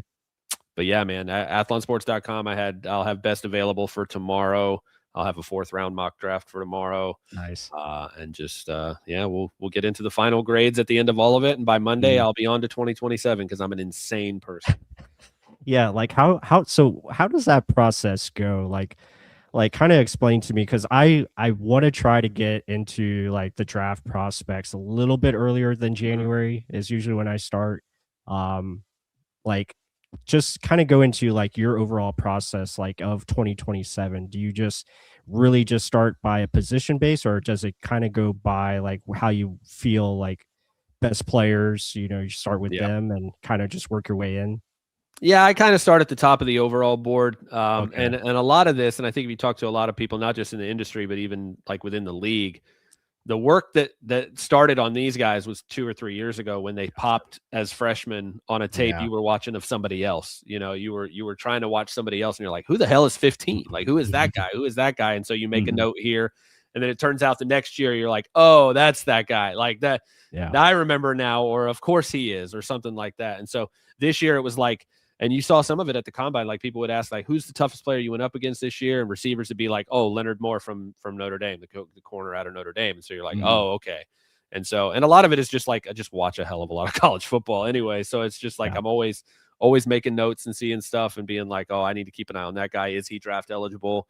What's, it starts then, but then I have like a little bit of a baseline knowledge on a lot of those top guys going into it. And then you just try to dig into a couple more games, add some more to the table. And then you start digging around for, I might do 20, 25, 30 guys, and then maybe start to break out into positions and make sheets and lists and try to, get beyond those guys at that point. But I'll take a nap at some point, which would be nice. But at some point over the summer, but yeah, any vacation planned? Yes, 100%. I mean, I don't even know if we'll go anywhere. It just doesn't matter. Like just to be able to back away and unplug. I lived in Tampa for my entire life until a couple of years ago. We moved out to the Pacific Northwest, so we're only still like a couple hours from the Pacific Ocean now instead of the Gulf. But it's nice. It's still nice to be able to, like, if I need to get to the water, it's still only a couple hours. True. Yeah, very nice. Yeah, I've been out to. I got to go out to Oregon last year, and it's so nice just going down the Pacific Coast Highway, and like you can just park your car and then go down a trail, and you're like, it takes you to somewhere that's just not seen, and it's like amazing. So yeah, I highly recommend if you guys ever been or haven't been to the West Coast, definitely go check out the northern part of it. It's awesome. Portland and Seattle, any place around there. Got to see the redwoods, which is really cool in Northern California. Yeah, well, I haven't made that trip yet, but we can't. Okay. I got to get down there. That's it's funny. Like that was our entry point to this area. We went on our honeymoon to Portland years ago, and we were like, oh my gosh, like this. If we ever got a chance to live up in this way, like we'd have to do it because it's just so cool and so different. Like again, living in Tampa my whole life, like it's just such a different experience. And like if I get in my car and I drive like 2 minutes in either direction. I can either see the Olympian Mountains like completely across the horizon, or I can turn the other way and see Mount Rainier like sitting in the road, like entire width of everything in front of you. And it's just like this, it doesn't even feel real. I've been here like 2 years and I'm still like, it feels like it's on a screen. Like, how is that actually in front of me? Giant volcano. Yeah. Awesome stuff. Yeah. I think just what you were talking about, like the whole process, I think that's really cool. Just kind of, taking it at the very high level and then kind of going in and, breaking it down into more detail. But you're right. I mean, it's really these guys, and like Jason even talked about the scouts, like they're going to start on, next year's draft, probably next week. And then it just continues to go. It's like a full year cycle, just never stops. And you have to give them really credit. And CJ Allen actually just went to, I saw, the Indianapolis Colts, which I think is a good fit for what they want. Brandon CC to the Packers, Jake Galladay to the Vikings is the most recent picks. But yeah, I wanted to get your opinion on this. What, like, going back to the first round, how surprised were you about the Ty Simpson? It was literally, I've said this, it was like they looked at the Kyle Trask pick and like, you know what, we can do this but worse. We can do this but dumber. Right. Like we're gonna spend a top 15 pick on a guy that we hope does not play for another year or more. Like to be a contending team and do that, like I didn't understand the Trask pick. Like, or maybe not, like I understood it, but I still thought it was a bad idea. Like I disagreed with, like I understood why. I just thought that the why was bad process. But yeah, just easily the worst pick of the night. And again, not even that he could be successful for them someday. Like not even that it's not like the perfect, again, I feel bad for Ty in this whole thing because all the criticism that is happening around this pick has very little, if anything, to do with who he is as a player and as a person. Like, so I feel bad. His pick is getting dragged, but it's not his he's not the problem. It's the fact that a team where they are in their organization, just with a chance to get an instant impact. Oh, come on. Oh, is that bad news? Yeah, they snuck one by Vassie on a screen. So 2-2. So 2-2. Tied up again. Damn it. Yeah. Eli Stowers just went to the Eagles. So the Eagles are that's interesting. Loading up on offense. They get Mekhi Lemon and now Eli Stowers at tight end. Yeah. Well, Stowers is now your kind of backup plan. If you're not able to extend Goddard, long term, then he kind of takes over that move tight end, athletic pass catcher type role. Exactly. He never could do it for me. Like he's like a receiving specialist, and I just saw way too many easy drops that I was like, are you a receiving specialist? I was like, I think it's more about the fact that you're just not good at blocking than you are really good at receiving. But he's just a big receiver, at that point. He just reminds me so much of Evan Ingram. Like it's not necessarily a bad thing. It's not pejorative. Right. It's just like it's only going to be a fit for very specific teams. And he's one of those players that throughout the process, especially from a Bucs perspective, I was like, somebody's going to take him way before I would be comfortable taking him. So I really won't have to worry about it. Yep. Yeah. Just looking at, there was someone else I wanted to get your thoughts on. I think it was, let me see. Oh, yeah. I wanted to talk about your guy because I know we were talking about this. Malachi Lawrence going to Dallas. I think he might have been in play for Tampa. Because I think if Ruben Bain wasn't there, maybe they would have, considered a trade offer and moved back. But I mean, I'm in line with your vision as far as what I see from him as terms of upside. And how do you think he'll do as far as, what he can bring to Dallas? Yeah, I mean, I know we talked about it just the other day, but he's just I know he's not the most complete player, but like if I'm drafting edge guys, like there's a giant chasm between can you rush the passer and can you stop the run immediately, that I'm going to err on the side of getting to the quarterback way before I'm worried about whether or not you stop the run at that position. So I just think that the juice he brings and the upside as a pass rusher, he's already so polished in terms of his technique and his bag and the initial moves, the counters, everything. He can win with so many different ways of rushing the passer that if all it is, you know, he needs to put on a little weight and lower body and get more stout to hold the edge if you want him on the field for all 3 downs, like we can deal with that. Like all of that stuff is coachable, is you can put that on and figure it out. He's got the frame for it. Like he can fill out a little bit. I think he'll be fine. But I just, again, the pass rushing juice you can't teach, and the technique is already there. That it just, well, I know it was probably a surprising pick to a lot of just general, you know, fans, even of the Cowboys, that are like, I haven't really heard about this guy. And as I've said before, I'm a USF grad, so you know if I'm hyping up a UCF guy, that I'm not doing it because I want to. Right, exactly. I just think he complements to what they have. Donovan Ezraku, I think, kind of in the similar mold where he's more of a technician, and you're just adding a little bit more power and burst there, you know, to the other side. So I think that is good. And I was also going to say, let's talk a little NFC South, and I want to just get your thoughts so far.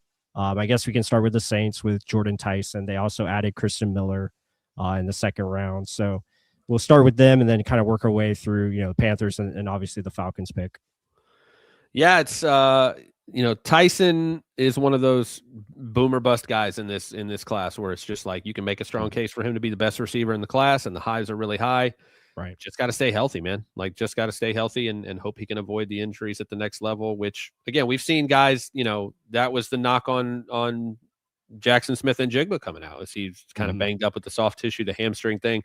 I don't know if somebody needs to go laser, like, measure Tyson's shoes, and maybe that was the issue for him at Arizona State too, as the shoes were too big. I don't know. Right. But it's just, you know, it's kind of like with Mesidor. Like, if he's on, if you're just watching the tape and you're watching the player, you isolate him, he's got it all. Like, he can do everything that you need him to do. It's just, can you stay on the field? Like, you got to be able to stay on the field. So, you know, am I excited about having to defend both him and Chris Olave at full strength? Not very much at all. But both of those guys got to prove that they can stay on the field to be relevant. And Kristen Miller, again, I'll piggyback this to the Panthers. Look at those 2 second-round picks, Panthers and Saints, going big.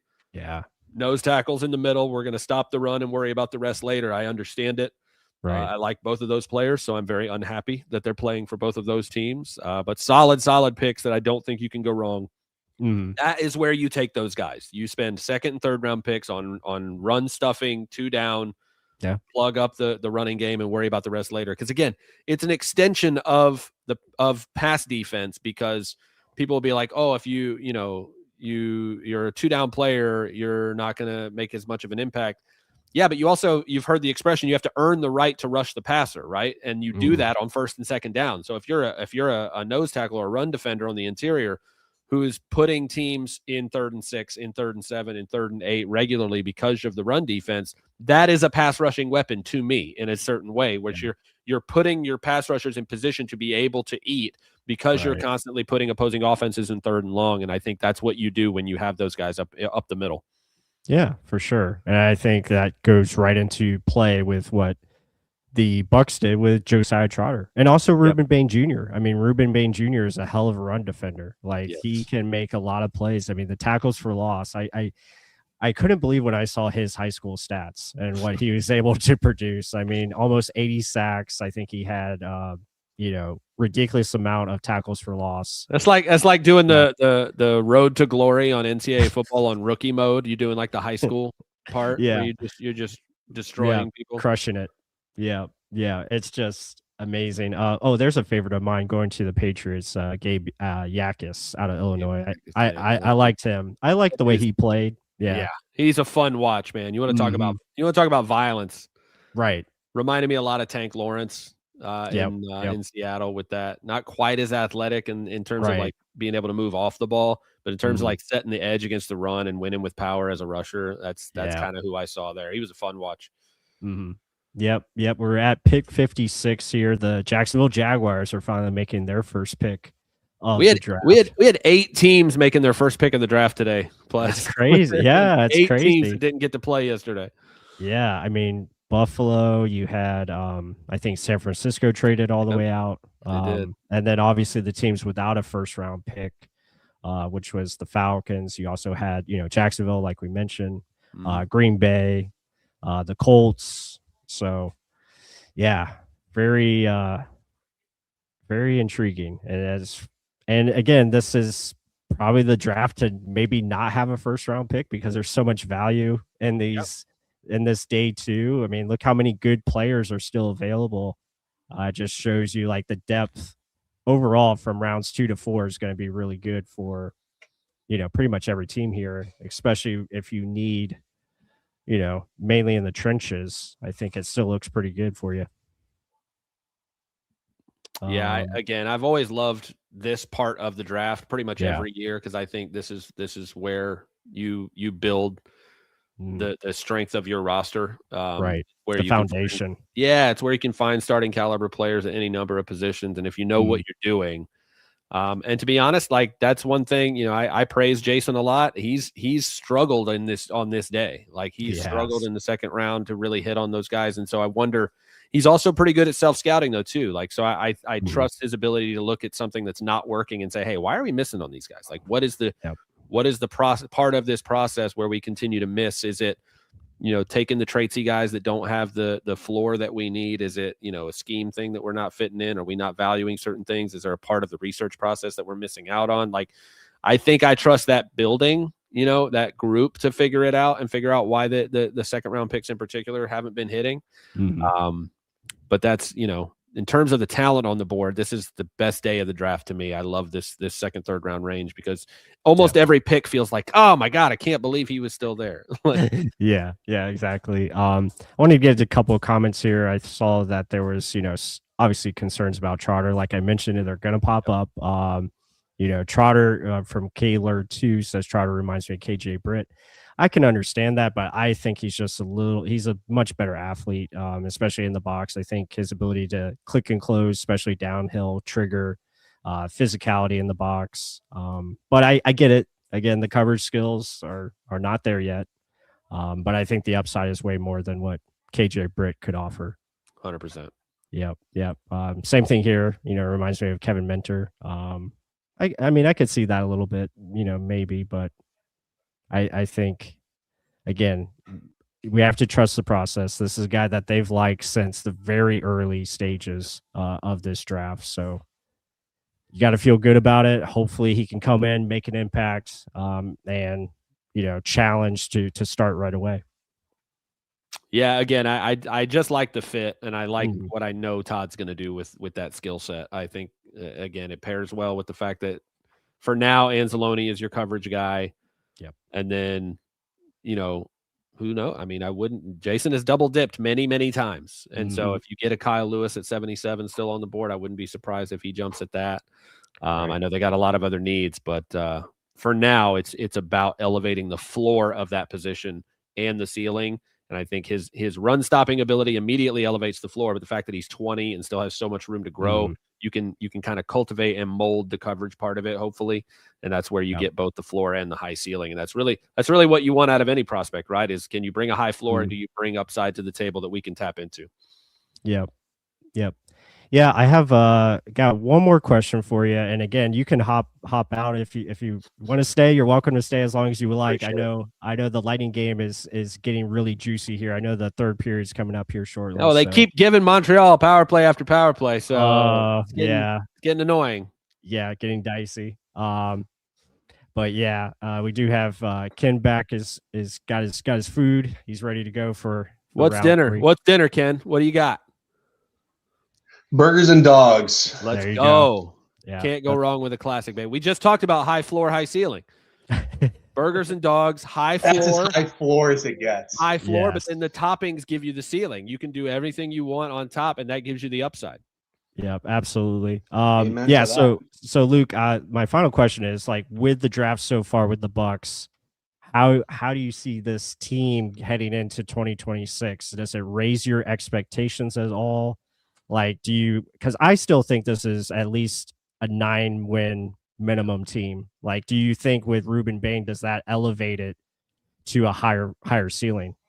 I think for me, I think it makes me more certain that they can be that team if they're healthy, right? I think they can be a 9-10 win team because I think he genuinely just fits what that defensive front is missing so badly. Like I have so much faith in his ability to close, to get the defense off the field on 3rd and long. Just get him Yeah. off the field, and not just because of the sacks he will get, but he creates the plays. He creates chaos and spills the quarterback to other people. He's just going to have such a ripple effect on the entire defensive front, I think. And so it raises my expectations a little, I think, just because I didn't expect him to be there. I didn't expect him to be part of the equation. And so now that he is, it's like, damn, like I didn't expect us to sit at 15 and get a top 5 player in this draft. I really didn't. And they did. So yeah, obviously it raises it a little bit, but again, it's going to be about, can they stay healthy enough? Nobody ever stays healthy. It's about staying healthy enough.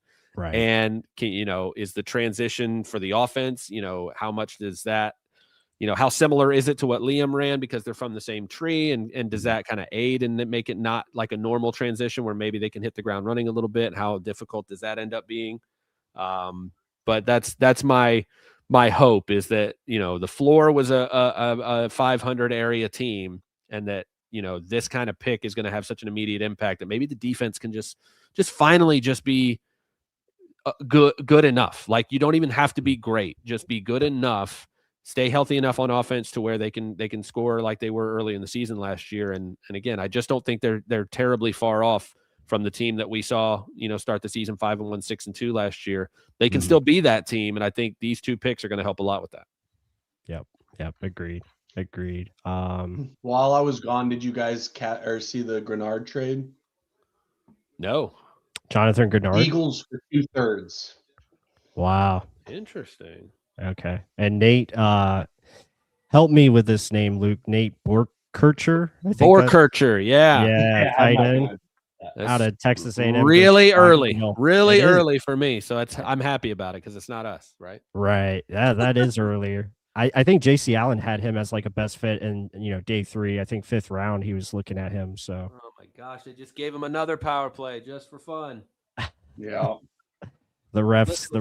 If I try to kind of like give you a little love tap cross check in like the chest, and your stick makes my stick hit you in the face, like that's on you. You should get 2 minutes for being an idiot.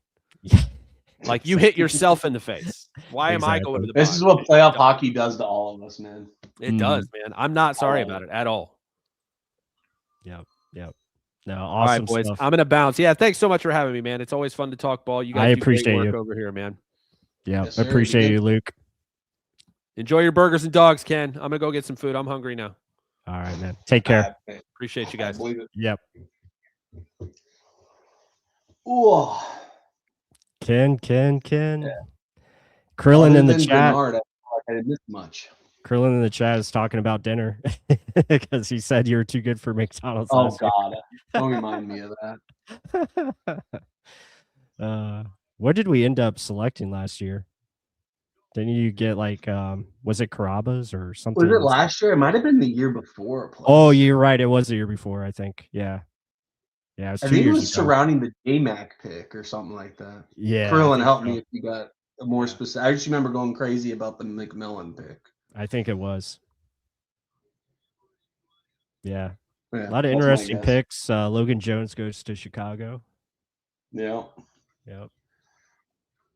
Yeah, round 3 will be interesting. Mhm. Heck, Yeah, does like a right. McCoy get there? If you Yeah. want to do secondary, heck, Yeah. I wouldn't even be upset with if there's a center field safety Yeah, I'm looking at the to prospects let now. our safeties just kind of do more in the box. Mhm. Because I like JJ Roberts, but he's a box safety. So. What's the deal with Emmanuel McNeil Warren, man? He was supposed to be like a first rounder, and he's falling. Yeah, I don't know, man. There must be something going on with him. Yeah, I'm looking at like best available right now of like what they have on NFL.com. You still have Emmanuel Pregnon. I thought his tape was amazing, even though he is an older prospect. He's 25, but he was really good interior offense lineman for Oregon. He fits. I Jennings think Dunker is Yeah. the natural Yeah. Bucs type of pick. Yeah, Jennings Dunker. Curlin's saying Bo Gardner. Who you mentioning there? I don't know. I don't even know who that is. Yeah, I don't know Bo Gardner. Is he offensive line? Let me see. Krillin, you just making up names now? I think he might be making up names. Unless he means like he forgot Bro Callahan. Oh, there goes Emmanuel McNeil Warren off the board of the Browns. Very Browns-like pick. Yeah. Who went off the pick? Or it's McNeil Warren? McNeil. Yeah. What is his name? Emmanuel McNeil Warren. Okay. Yep. I talked it into existence. Yes, you did. Mm-hmm. Ooh, yeah, I haven't checked. interesting. I haven't checked. I've been seeing in our chat, a lot of people are skeptics on the Josiah Trotter pick. But Hey, I mean, it sounds like he kind of did what Devin White did, minus the athleticism a bit. Yeah. But you're getting him on day 2. Like Yeah. that's kind of how I view it. I mean, there's a lot of reasons why I just like J-Rod, but I don't even know if J-Rod was their guy, or like who even knows. I just love the story, the stash, his wife. Like I just thought that was fun on top of everything else that he offered. But yeah, like I'm not upset. Again, I'm curious to know if he's Jeremiah's youngest son, because I do subscribe to the theory that the youngest kid is always the best, and most athletic kid usually becomes the best athlete. So I'm curious there, but no, I think he'll fit right in. He'll have at least a role early on in the season. Even if he does struggle in coverage, he's at the very least an early down linebacker. Yeah. I'm curious to see since we got a new basic linebacker core, who's going to get the green dot. Yeah. I would figure Anzalone. So I would hope so, but you never know. Yeah, true.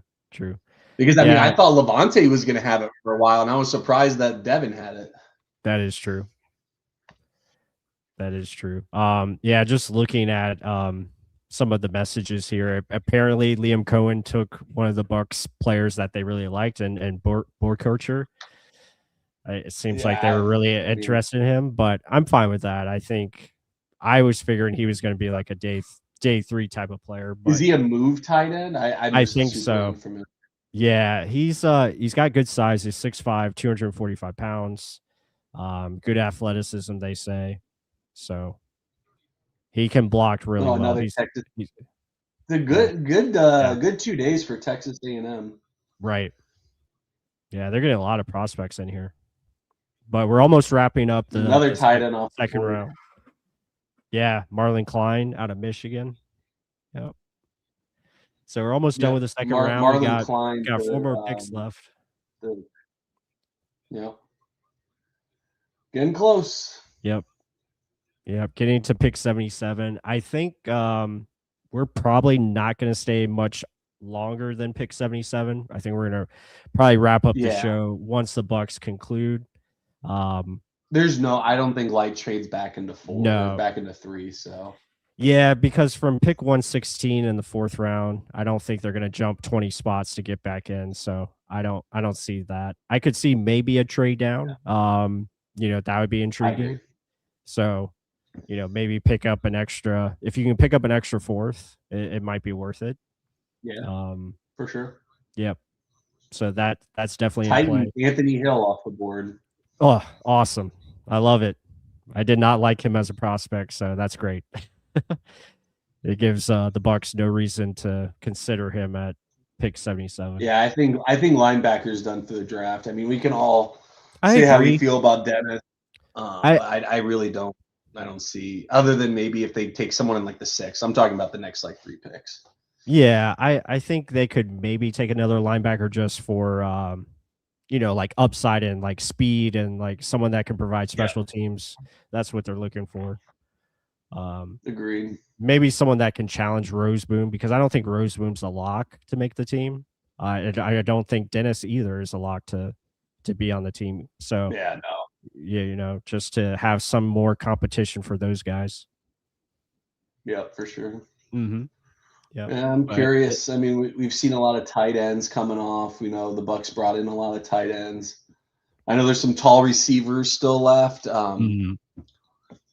Very interesting to see kind of where we go third round. I'd probably still lean defense something. Again, I don't really care the level. Probably not linebacker at this point, but Right. I wouldn't be Yeah. upset about any other defensive position. That's where I am. I'm gonna look at. Let me see what interior defensive line guys are still there. Still got Dominic Orange. I would be a fan of just because he's that nose tackle, kind of like just plug and play. Doesn't really bring much pass rush potential, but I think he can just be a big hog in the middle. You also have. I'm trying to look at like Grayson Halton. I know they had a 30 visit with him. Chris McClellan is another one that makes a lot of sense. I do like Caleb Proctor. Yeah, it has to be either that or cornerback. I would assume maybe safety, but yeah, we shall see. Yeah, very interesting. I want to get into the chat here a little bit, just because. Yeah, Krillin was joking. It was a long snapper for Bo Gardner at 77. That's a little too early. We have a long snapper already on the team, but I love the jokes. I keep it coming, guys. We appreciate all the comments in here. Be sure to hit that like button. I appreciate everyone joining us here either on X or YouTube. Be sure to jump into the YouTube stream and hit that like button for us. Subscribe if you're new to the channel. We did a very awesome live stream yesterday for round one. It was a lot of fun. Had many guests on. Just had great reactions as always to a lot of surprise picks. There was trades. There was just, Ruben Bane, I think, is completely shocking every Bucs fan still. So it's really fun. Yes, as Maddie Music HQ says, be sure to like, share, comment it, and subscribe. Those are the 4 keys. You got to make it happen. Yeah, love it. Keep up the support, guys. Keep up the questions, the comments. Who do you want the Bucs to draft at 77? Love to see it. Yeah, I agree with that as well. McCoy would be an X factor. Yep. And it's worth the risk, right? I mean, even if the knee doesn't pan out, like at third round. I mean, even if he didn't, yeah. Even if he didn't play like the first quarter of the season, like I wouldn't be upset either. Right. Make sure he's good, whatever treatments, whatever he needs, and right. To have that as depth. Again, whatever pushes. You have, he who must not be named. I have a he who must not be named. I'll just say it's the Kansas State cornerback. That's not our, draft pick from last year. Right. JH, I can't see him on the field. I don't even think he's good at what he does on special teams, but which Bowles raves about him on special teams. But like, I don't even see it that. But at corner, geez Louise. Yeah. I know what's the kid's name from App State that was playing across from him two years ago.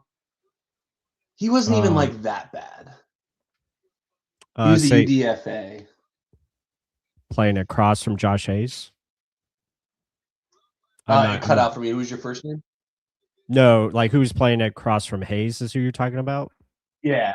I'm not sure. He had the long dreads. Crap. Oh, Funderburg. Yeah, Tyreek Funderburg. Like I don't think Funderburg was terrible, and he's the one who fans were going crazy about. But to me, it was like Hayes was 10 times worse than him. Funderburg was a nobody UDFA rookie, coming in, getting thrown in the fire. Like I think he at least showed some things. Hayes was a draft pick. Yep. For 3-4 years, nothing. Yeah, I know. Crazy.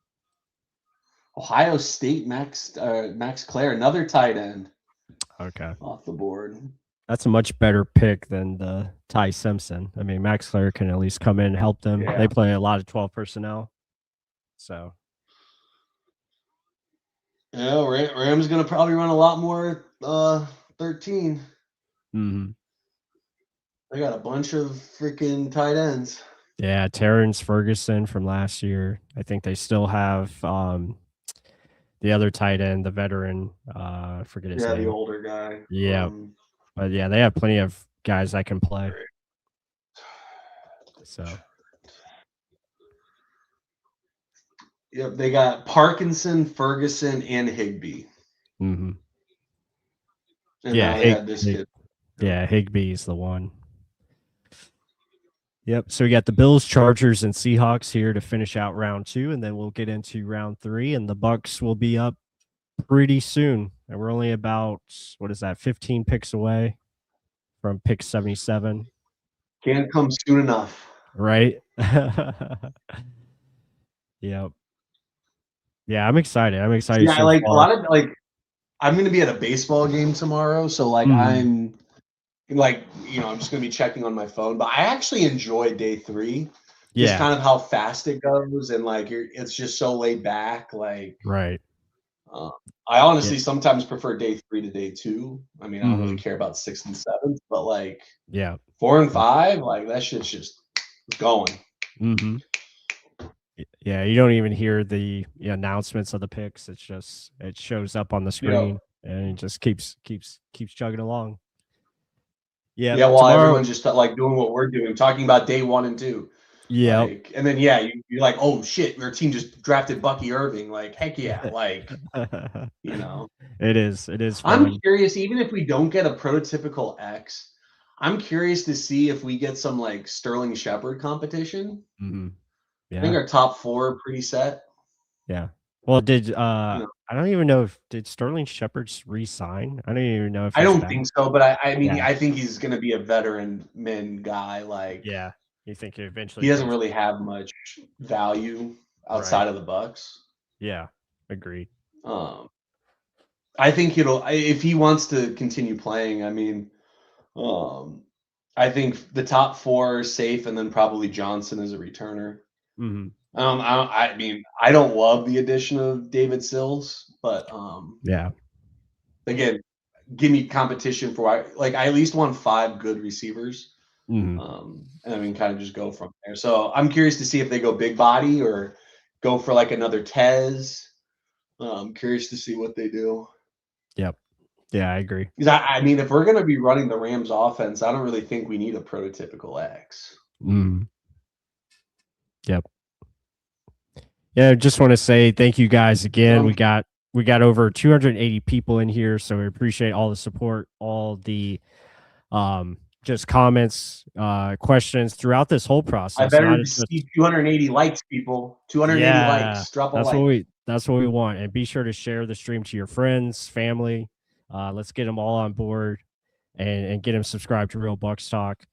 Again, check out our Substack, check out our YouTube members. We have film study available of Josiah Trotter if you want to check that out. See what you think. If you think he's KJ Britt, or do you think has much more upside? I know there's a couple comps that compared him to Kevin Minter, which I think is interesting. I can kind of see the Kevin Minter comparison. But actually, Kevin Minter wasn't a bad linebacker. Right, he wasn't. That's not without diving in. I think it's a pretty solid, comp just based kind of what reading, seeing. I remember watching your video several weeks back. Yeah, I think he has definitely higher upside than KJ Britt. I think he can definitely be more than what he was, or is in the NFL level. But yeah, I hope you guys are enjoying the live stream. And there you go. Krillin says it best. Yes, appreciate it. And as well, the coverage that we've been able to provide, it's awesome. We don't take it for granted. And then we might have a show tomorrow, like a little recap show, probably tomorrow evening. So that might be in the works, and should be a lot of fun. Just see, what were the Bucs able to accomplish with this draft. I think it's already a very solid draft because of the impact that you're able to get with Ruben Bain Jr. He's going to pretty much be the face of this draft class. And I think it's well represented of the type of impact that he's going to be able to provide. Now it's about, can he just find a way to do some magic on Kalijah Kancey and find any possibility of making him healthy for all 17 games, because if that happens, then the whole defense is unlocked and we finally get to see the vision that Jason Light wanted to see back in 2023. So hopefully that comes true, and we can see this defense be at least competent and be more complementary football. I think that's what we have to get back to if we want to have success going into the 2026 season and hopefully into the playoffs and get out of the first round. I think that's the goal, not only for Todd Bowles and company, but just for Bucs Nation. And we have a cornerback off the board out of the Ohio State University. Yeah. Davison Ego. I'm not even going to try to say it. Igbenison. Yeah, that's the best that way sounds close. That sounds close. Yep. Let's see. I think the Lightning game is at intermission. And so they're heading into the third period. What? Go ahead. Oops, sorry. No, go ahead. I was saying this Davidson pick, they're showing the highlights on ESPN. His first two highlights, he's grabbing the receiver, running his route for him. Right. I just thought that was funny. Yeah, that's awesome. Yeah, I was just going to say it's going to be funny if this Lightning game goes into overtime for the third straight game, because they are tied going into the third period. So, see, and that's the thing. The Lightning do this shit to themselves every postseason. Like, how are they not tired? Like, right. You know, as the series like goes on, like, just shoot yourself in the foot. And I mean, I personally do not like the playoff structure that the NHL has. In both conferences, you had the 2 and 3 seed basically playing each other in the in the first round. Like, come on. Yeah, it is pretty nuts. Yeah, I guess there's not really a way where they could make it where I think the number 1 overall seed gets, obviously the lowest wild card, which is the 5th seed or whatever it is. But I wouldn't. But I guess, you really can't do the 2 versus the 4, and then maybe the 3s play each other. I don't know how that works, but they just want to have like more division games in like the first round is kind of like my basic understanding of it. Yeah, and I guess baseball does the same thing, right? Yeah, but baseball doesn't have the physicality, and true. It's all about pitcher match, like right. Yep. So it's interesting for sure. Mm-hmm. Let's see, we got the Chargers and Seahawks, and then we wrap up round 2. Yep, getting into the final round of today, and there's still a lot of good players. I think I'm going to try and go down. Let me see if there's any of like the guys I've specifically scouted. Let me see if I have any other videos that I could potentially put out there. Let me go through here. Let me see if I see anybody. I didn't really get into offensive linemen. I failed you guys there. Yeah, so a couple of names that really stick out for me. Sam Roush, I'm a big fan of him. Center from Florida off the board of the Chargers, Jake Slaughter. Okay, yeah, I know him well because I am a Gator fan. So he is a good player, very good zone blocker, very steady player. I'm surprised he went over Connor Liu, though. That is intriguing. Yeah, so Kyle Lewis is still out there. I did a video on him recently. Let's see if there's any others. Harold Perkins Jr. is Mark's a big fan of his game. But again, I don't know if we'll go linebacker again, like you said, Ken, and Daryl Jackson. I mean, he'd be more a slot corner. Like, yeah, agreed. At least initially. I mean, maybe he transitions to the Alex Anzalone role, like 2-3 years from now. But right. With some weight on him and such, but you never know. Right. Yeah, there's still, I think you look at tight end position. I think you look at interior offensive line is still good. But cornerback, let's look at the corners. So you have corners and defensive tackle. I wouldn't mind like Chris McClellan. I really liked him out of Missouri. Corner, obviously we spoke about McCoy. You still have Keontae Scott if they wanted to add a nickel / safety flexibility. Keith Abney is interesting. Dalen Everett out of Georgia. Chandler Rivers is a good player. Yeah, so there's still some good prospects there for secondary. Defensive tackle. I think it was mainly Grayson Halton, Dominique Orange, Chris McClellan, who I talked about, Zane Durant, Caleb Proctor. Yeah, so there's still a good group. And they could also go receiver too if they wanted like a Ted Hurst or a Bryce Lance. Yeah. So plenty of options, guys. Let us know who you guys want. Lazul says defense. I think everyone is thinking defense here. I don't think there's enough. Right. I mean, you can't have enough defenders in this draft for what our team's makeup is right now. Right. Agreed.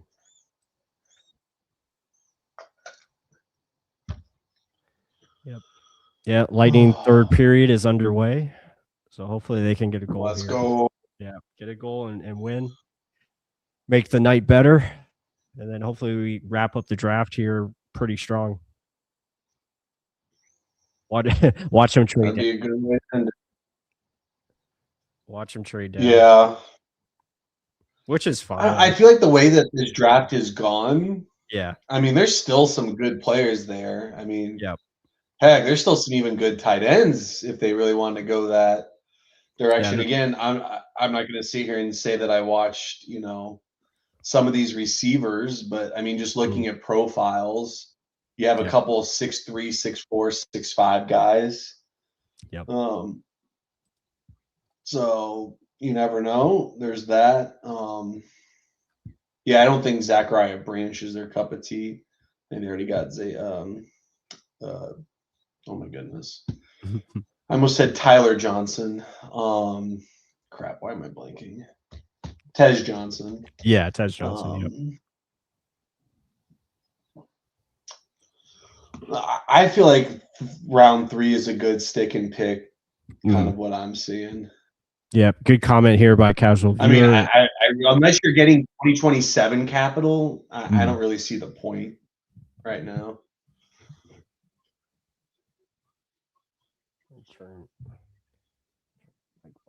But as I say that, maybe they get an offer you can't refuse. Right. Fix my mic here. There we go. Okay. But good comment here by Casual Viewer 77. McCoy, if he's there. Other than him, I'd rather see them sign a vet corner, which I think, yeah, that definitely could be in play. We talked about that a little bit earlier. Yeah, BPA. I think that is, you can't go wrong there with BPA at 77. Mentions Ted Hurst. Yep. Ted Hurst would be fun. Again, high upside guy. Play at a smaller school, kind of fits that mold of Jason Light, what he likes. So, safety Bud Clark off the board. Okay. Yeah, that's a good pick for Seattle. They needed a safety. So, yeah, bad. Because they lost who we talked about last night, Kobe Bryant. So, yep. So we're officially in the third round, and the Cardinals back up on the clock. Krillin likes Malachi Fields. I don't know Malachi Fields, big guy, but I just don't know if the athleticism is really there to. I know he can win contested catches. I just don't trust the athletic, makeup. So that's the only thing with him.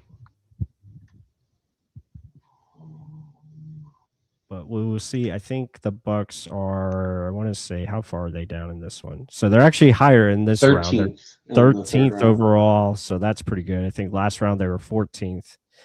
So that is good. Yeah. Yeah, you got who's in front of them. So you do have the Saints in front of them at the 9th pick here in the 3rd round, and then you have the Falcons behind them, and the Panthers also behind them at 19. Yep. So very intriguing.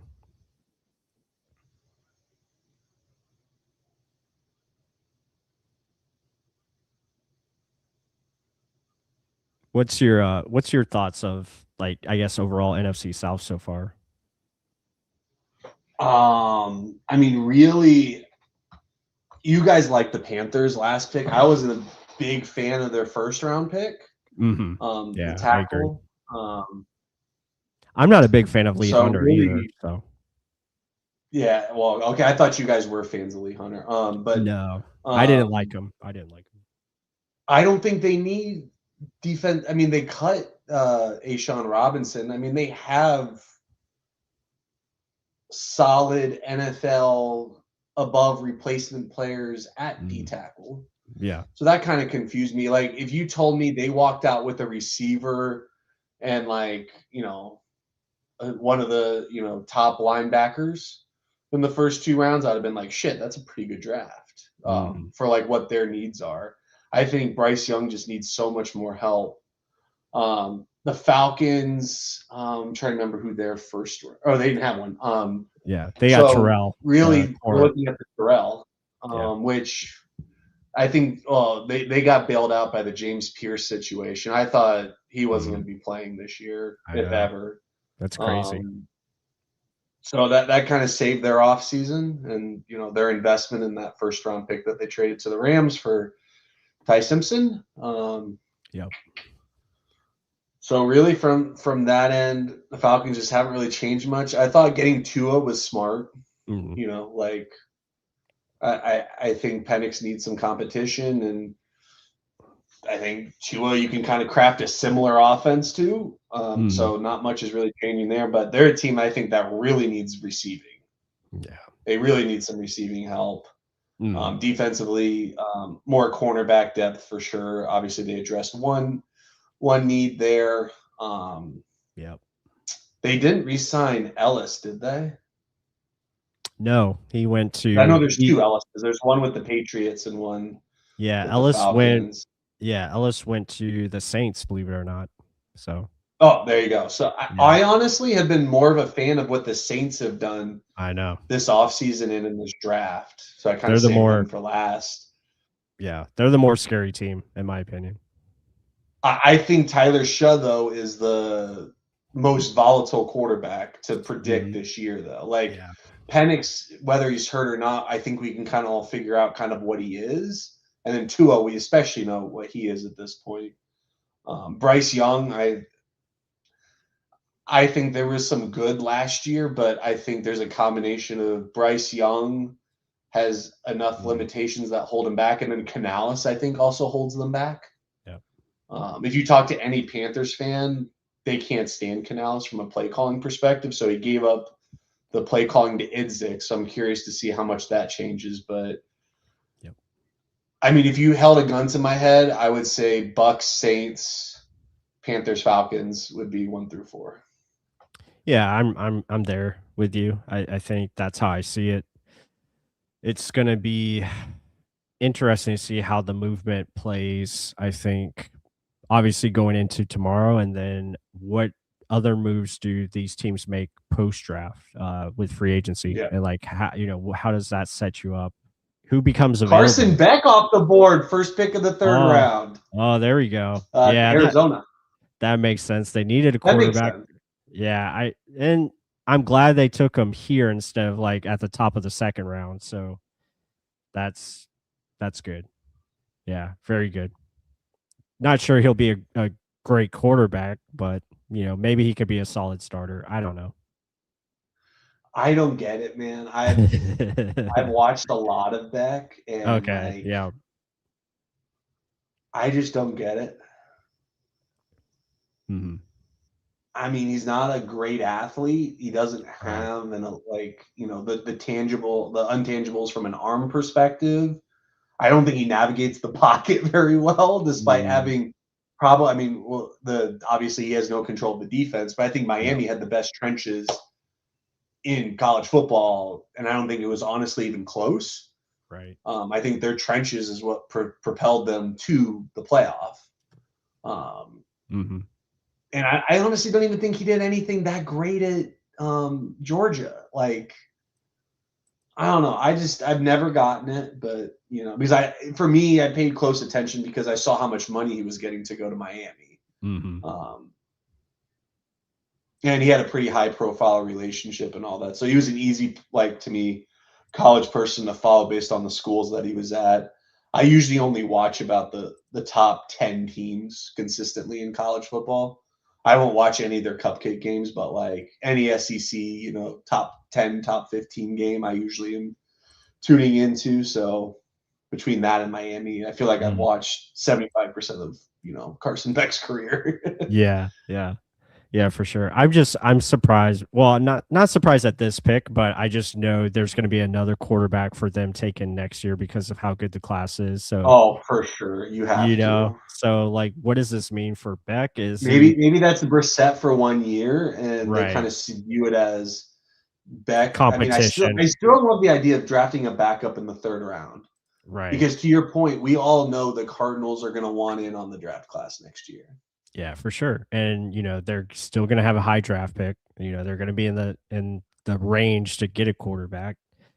And that's where I kind of like, you're just kind of punting on that pick. Do you really think he has an opportunity to play, or are you going to be able to like parlay him into, capital down the road? I don't know. It's just like, how much are you going to be able to feature him? Yeah. Exactly. Yep.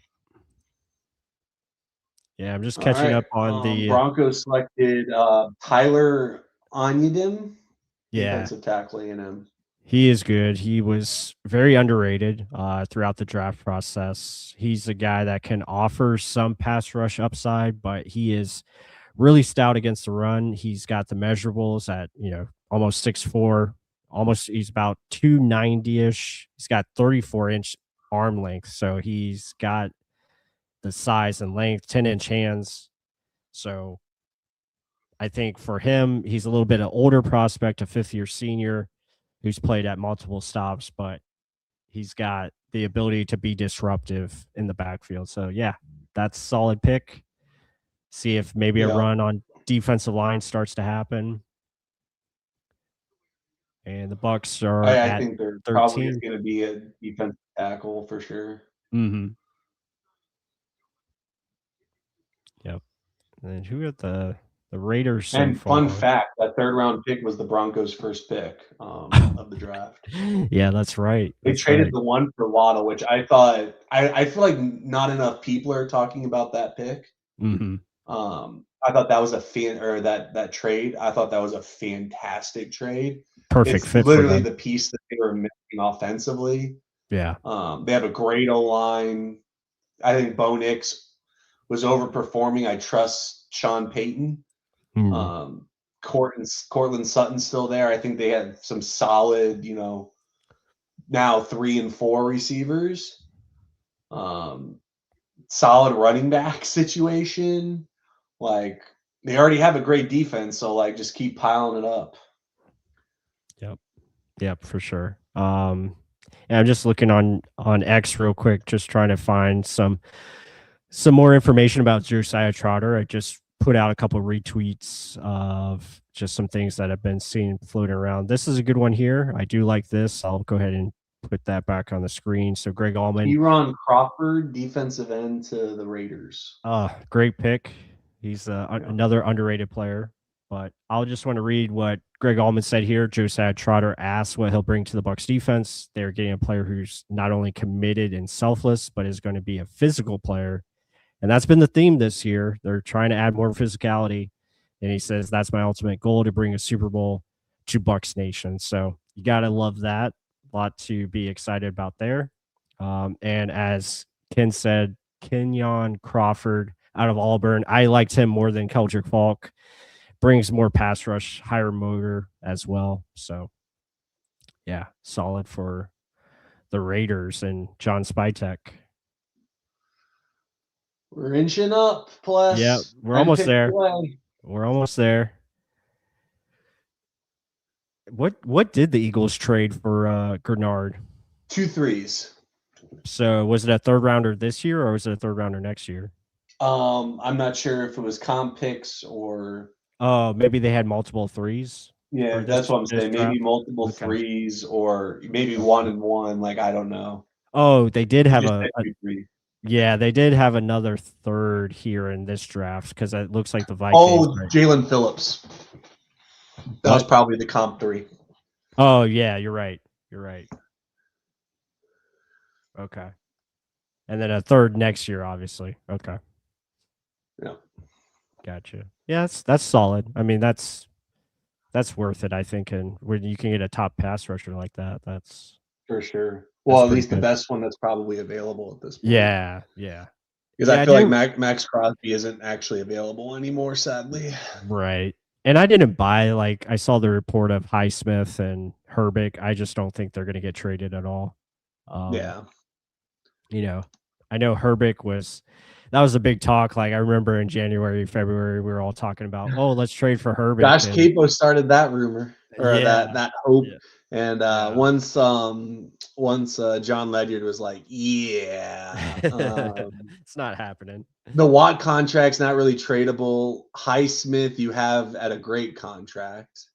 Mhm. And it's like, why would you trade Herbig? I mean, for a 2, I think that would make sense. But I don't know if the Bucs would be willing to trade a 2, and you'd have to pay a 2 or trade a 2 and pay him. So like, there's a lot of factors there. Yeah, no doubt. No doubt. It'd be expensive because Lightning on the power play right now. Well, let's get a goal. Hopefully we get, a good reaction out of Ken here if they score.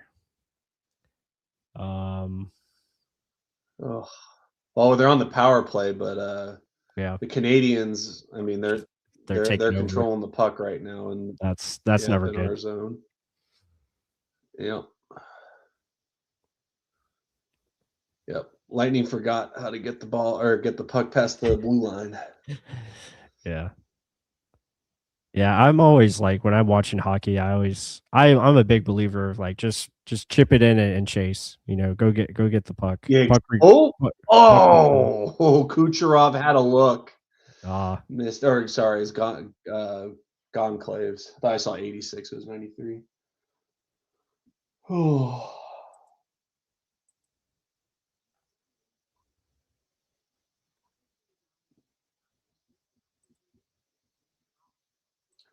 Oh yeah, plus I'll be seeing USF tomorrow. They're playing ECU out in Greenville, North Carolina. So Okay. that's the baseball game I'll be going to. Nice. I forget sometimes that they're in the same conference as ECU. That's where my fiance went. So Okay. we go to as many sports stuff as we can. That's awesome. That's what it's about. Eagles selected Markel Bell. Oh, the offensive tackle. Yeah, that's a big boy right there. He's a big boy. Yeah, 6'9". Yeah. Oh, maybe my Lotta's back up here in case anything happens. Did not mean to hit the mic. Yeah, for everyone in the chat, I'm gonna post my Josiah Trotter film study so that way you guys have it. Oh no. Oh, Vassie's a god. I hate when it happens, when a penalty's over, the guy who gets out of the box just gets on a breakaway. Yeah. Vassie just stonewalled.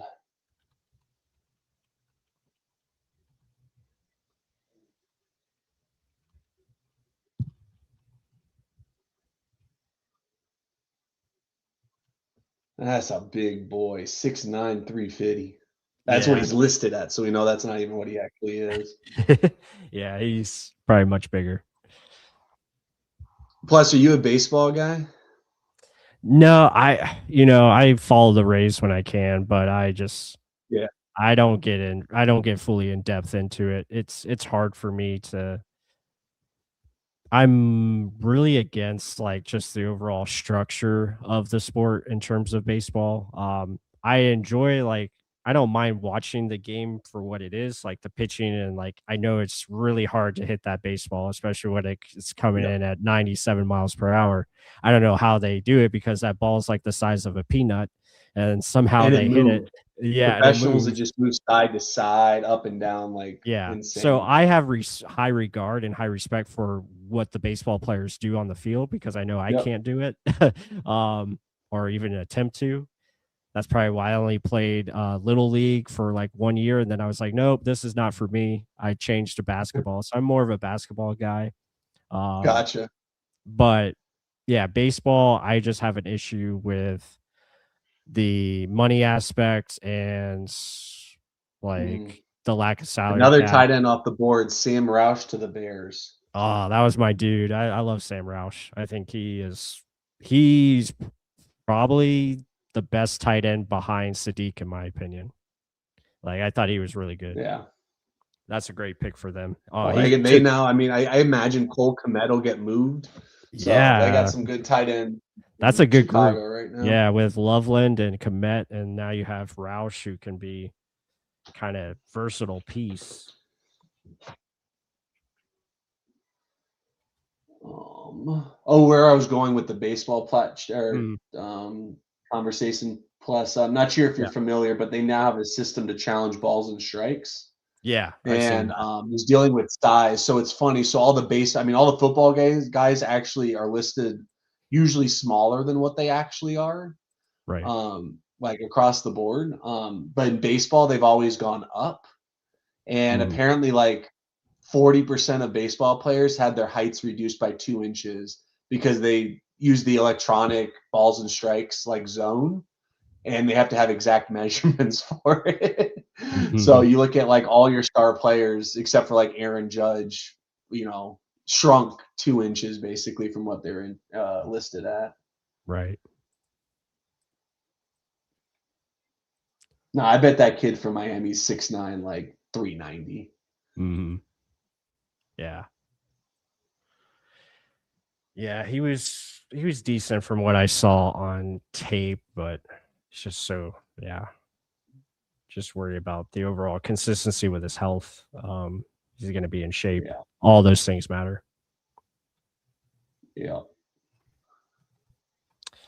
I am sharing some post on Josiah Trotter. If you guys want to check out our Substack, this is the full film version. It's over 20 minutes long. Excellent stuff. You can join it for $5 a month. And we're going to continue to promote on there and try to add, just more content. It really helps us out because like I mentioned before, YouTube is so strict with their copyright. So it allows us to put film analysis, on Substack and not get penalized for it. So it's just a great way to promote what we're trying to do and continue to be creative as well at the same time. Yeah. Romello height edge to the 49ers. Okay, there you go. That's probably the range I saw him at. He's another older prospect. Yeah, we're almost there. We're at pick 71 now, Washington. So we're getting close. Still a lot of good players left. Oh, for sure.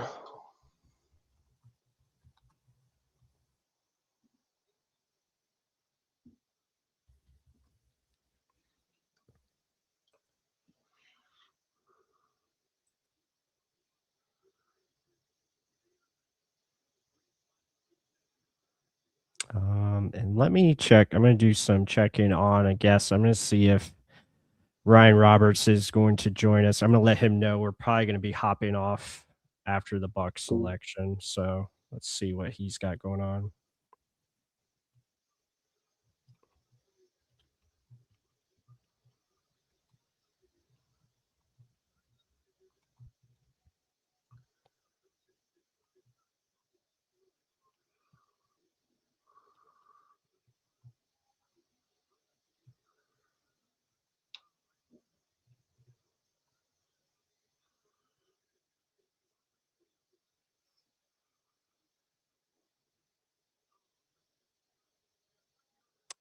And let me see if Mark's hopping back on. It seems like he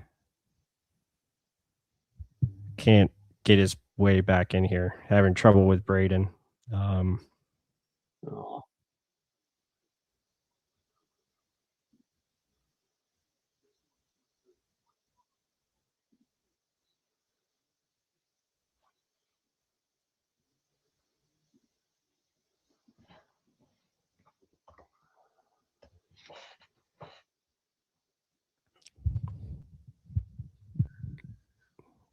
Get to you guys' comments. Steven Stansfield, appreciate, man. You've been in here throughout it all since we started here on YouTube, so we appreciate the support. You and Krillin, awesome. He's talking about what we were discussing earlier, Ken, in baseball. Tampa Bay Rays, no refs to ruin our season. Yeah, that is good. I do like the changes they have made there in terms of like the reviews, and that does help. Does make the game faster. I do think the pitch clock is better because you used to. I remember when you had like Kevin Youkilis, and he would take forever with his at bats because he just wanted to step out every time. The walk machine, as they highlighted in Moneyball, I thought that was really cool. Now, Moneyball, I will say, is probably one of my favorite movies of all time, even though I'm not a big baseball guy. But I did love Moneyball. I really enjoyed that movie. So I have to give kudos to that. It was definitely much better. It's a great movie, Class. Yeah. I was just saying it's a great movie, but what the movie forgets to tell the story about is they had 3 of like the top 5 best pitchers in the league. Yeah. That year, Miguel Tejada was MVP. Right. Oh man. No, but see, that's the thing. I mean, the A's haven't really been relevant in a while. The Rays, they just fall apart in the postseason. They just forget how to hit. Yeah. But like the regular seasons, they've been doing pretty well. They just can't get past that short series to start the MLB playoffs, no matter even how good their pitching is.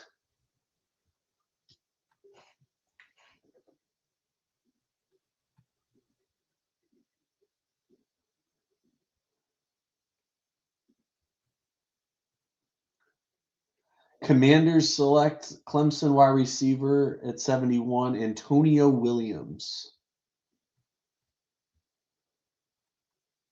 Oh, okay. Receiver. Nice, out of Clemson.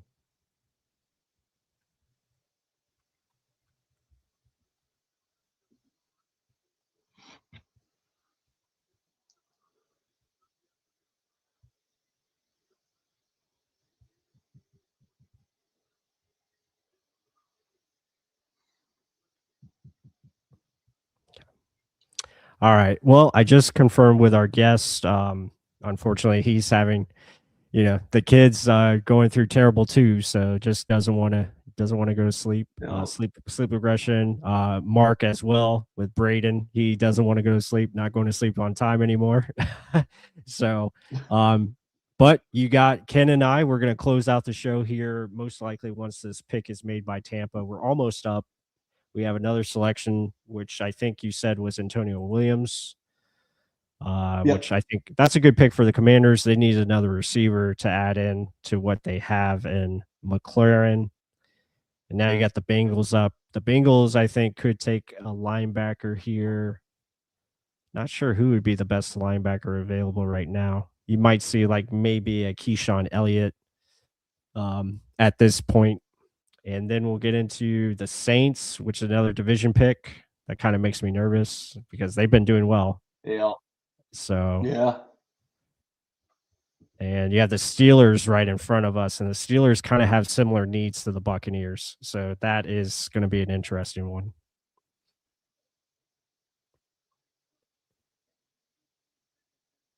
Dang, this guy who's announcing the Commanders pick has been up there for like 5 minutes. Yeah, that's the only thing with like having these guest speakers come on. Oh, I didn't realize that was Mark Rippon. Interesting. Yeah, they want to steal the show. They want to have their limelight because again, they're retired NFL players. They want to get the show. Yeah.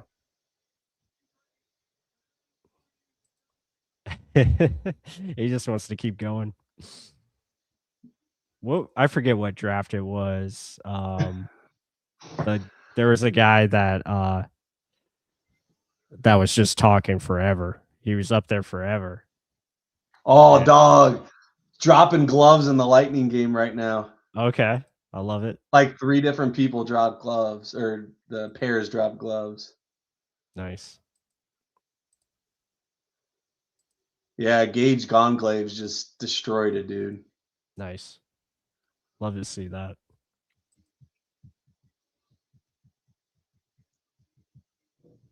All right, finally announced it. They finally got to it. They're like, enough is enough. Yeah. It's like the Academy Awards. They start cueing the music. It's like, like you can't even like make a speech at the Academy Awards anymore. Yeah, it's just like keep it moving. You're up and you're gone. Yep. Yeah. Oh.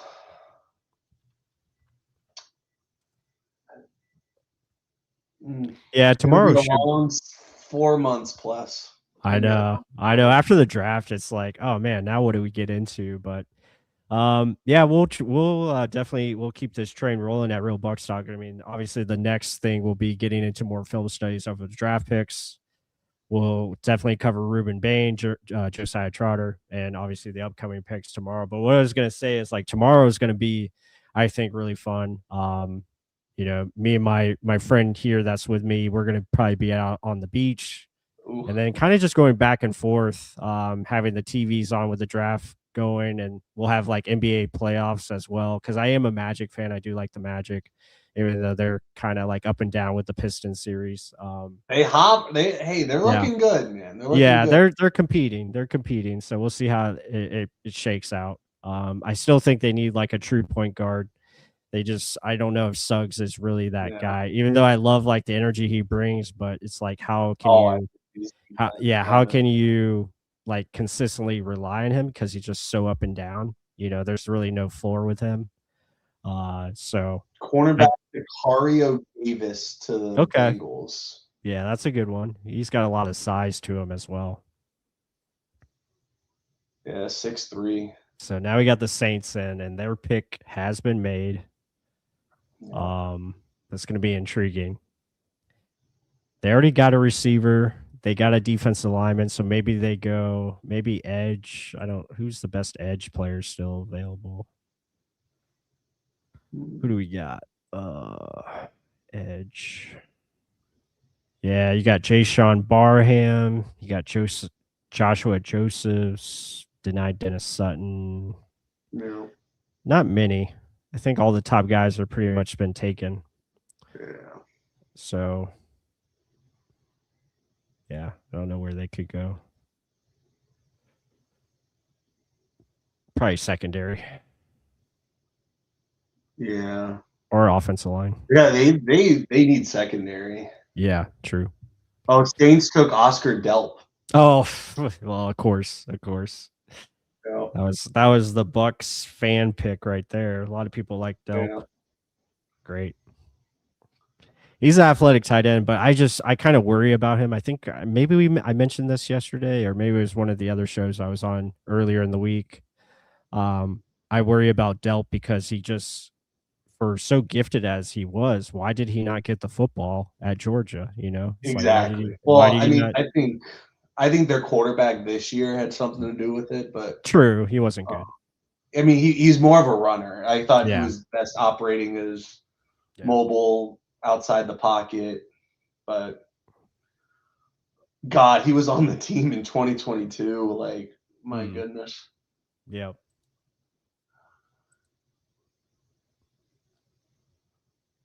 Yeah, Giants are up 6'4", 225. What do your Giants insiders think of so far their draft? I mean, really, I think they've had a super solid draft. Like, I mean, I would have handled 10 differently, but I mean, still good players. Right. Getting Pons in the second round was a solid value. Or excuse me, the Jets got Pons.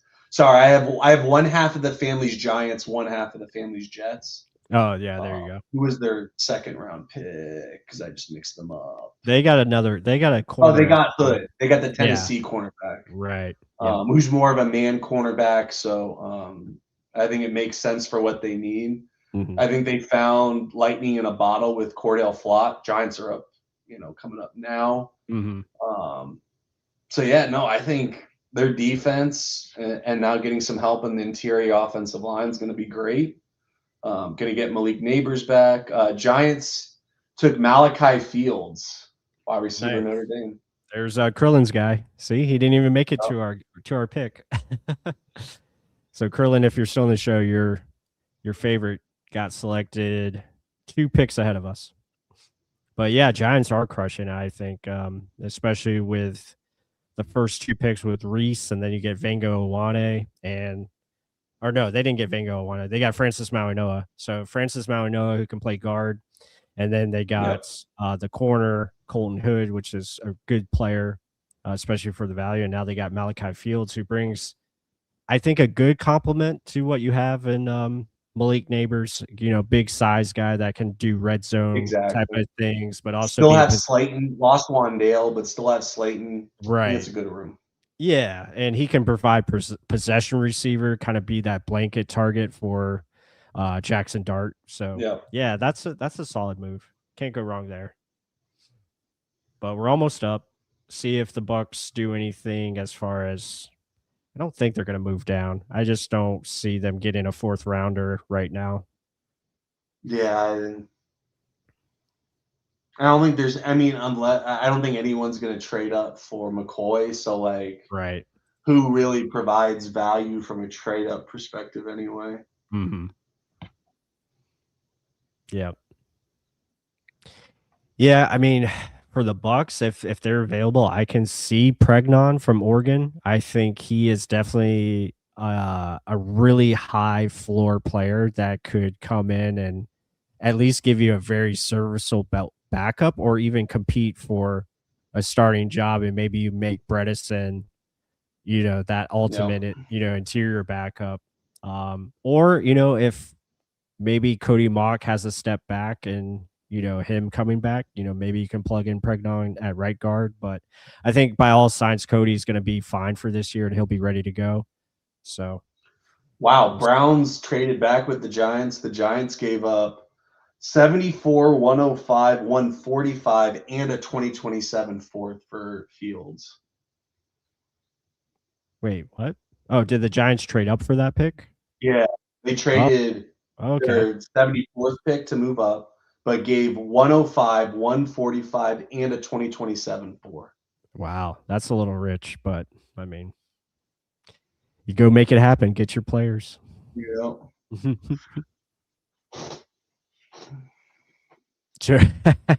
Joe Burrow and Peter. Oh man, I mean, I don't know. Don't do that to me. I don't know if that would happen, but I mean, it would be awesome. But we have the perfect offensive line that would support him.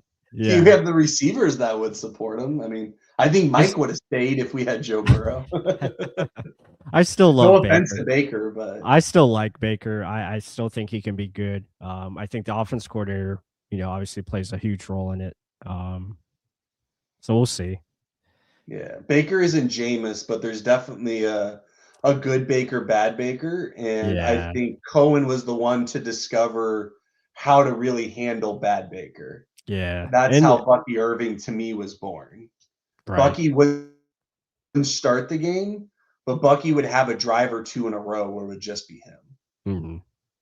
Yeah, when it's an even game or Bucks up 1 score, because of course Bulls can't allow us to keep a multi-score lead, but don't lose the game even if you're down a possession. And maybe Zach Robinson throw that turnover. Yeah, maybe Zach can find that because he is close with Liam Cohen. So hopefully they can trade those secrets and Zach can get him back. And I think genuinely Cohen would want to help Robinson. Yep. Caleb Douglas, wide receiver to the Dolphins. Really? Wow, that is a little early. Everyone thought he was like a day 3 player, but that just shows you like how this draft is. Like it's just based on whatever team's preferences are. But good for him. Yeah, but back to my point. I think Cohen wants Robinson to be successful, though, because I think he just wants his buddy to be able to get a head coaching job. You know, if you have one good year as an offensive coordinator, even the lowly Bucs can show you can get a role from it. Yep, agreed. Yeah, is this Lightning game going into overtime, or is it already in overtime? Yeah, 25 seconds. Lightning have the puck in the Canadian zone.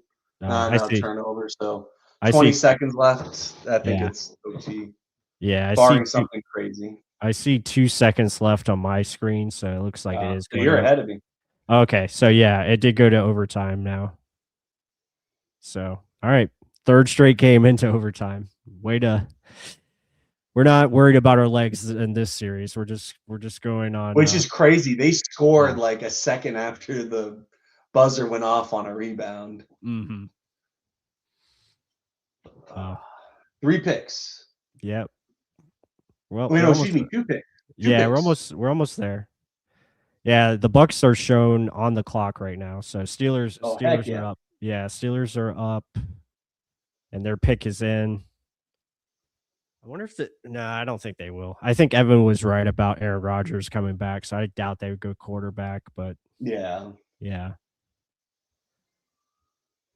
But yeah, really anything is possible here for the Bucs. I can see offensive line, I can see corner, I can see safety, defensive line. We talked about receiver. Really, any of those positions. Tight end, because there's been a huge run on it. But maybe they wait for that to round 4.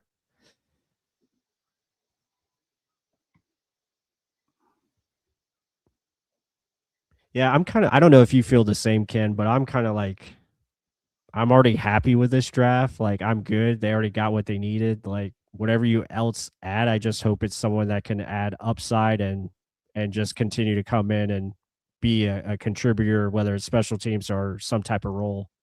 That's what I'm looking at. Exactly. Yep. Let us know what you guys think in the chat. Again, we have 285 people in here. Be sure to hit that like button. Make sure you put that in your agenda. Hit the like button. Subscribe if you're new to the channel. And let us know what you think. Who do you want for the Buccaneers here at pick 77? Because they are on the clock. They haven't submitted yet, but we'll see what happens. Yeah, let's see who Pittsburgh's going. Yep.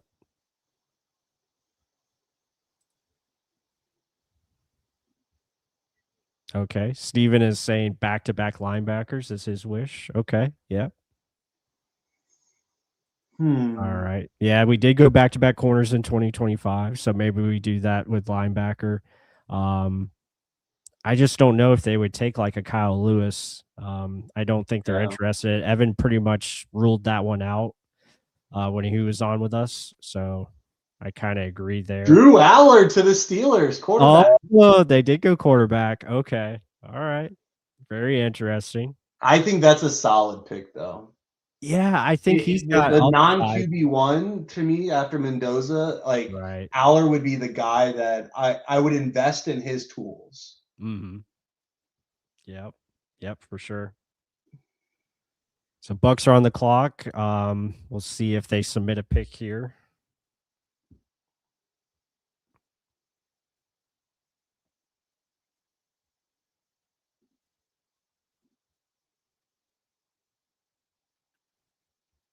Yeah, Drew Aller, I think he's got upside. Again, it's just like, what can you do to find that consistency, build the floor.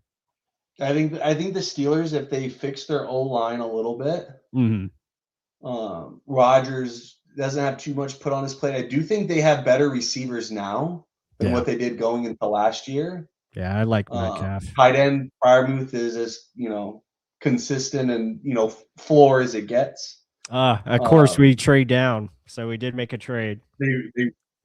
Yeah, we traded back to 80. Heck yeah. Yeah, we traded down from pick 77 to 84, and we're going to be picking at 84 now. So we get a little bit more live stream, guys. We are going to be covering the Falcons pick and the Panthers pick and the Bucs will be picking at pick 20 now. So they moved down 7 spots.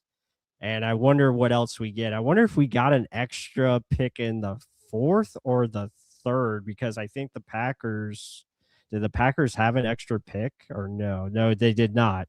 So I wonder what they have in the 4th round, if anything. Yeah. I'm gonna check that right now. But we do have a trade as far as moving. Trade down. alert. Yep. The Packers do have pick 120 in the 4th. Trying to see what else they have. We got 160 to trade back. Okay, so that is in the 4 5th. 5. Yeah, that's a 5th right there. Let me go to round 5. I think that is it's a late one. Where's 160? Yeah, so it's pick 20 in the 5th round. So okay, I'll take that. You get multiple picks in the 5th round. Get a little bit Or you more. have ammunition to trade up. You if could. if there's a guy you like. Yep.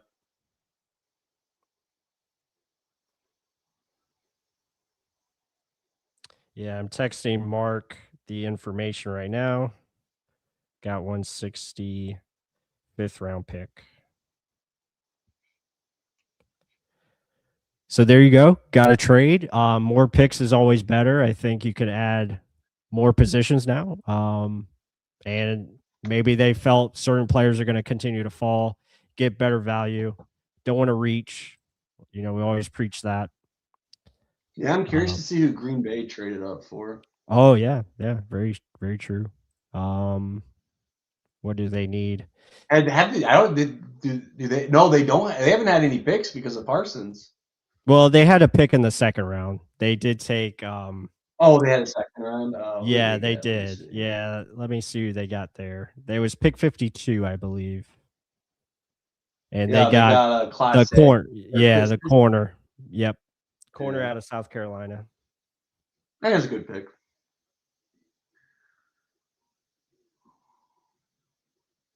Packers win DT Chris McClellan. Oh, of course, that's the one guy I liked.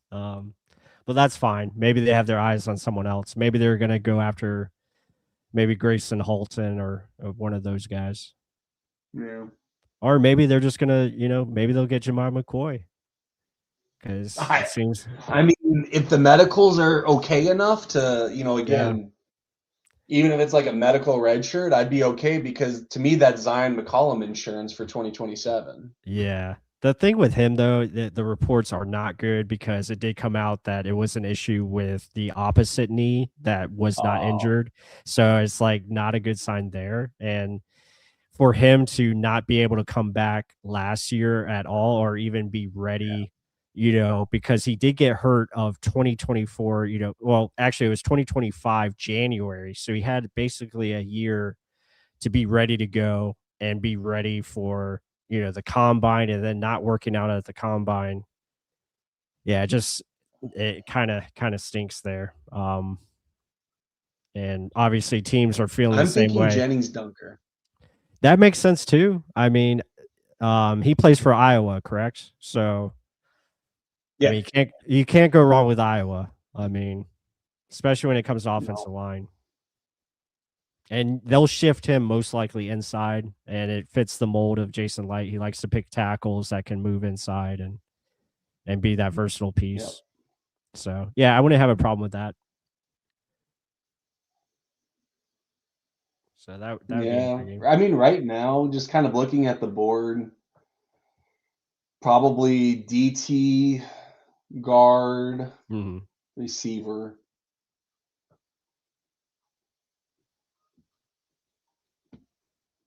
Yeah, I feel like even corner, just kind of get one day 3 that can play some teams and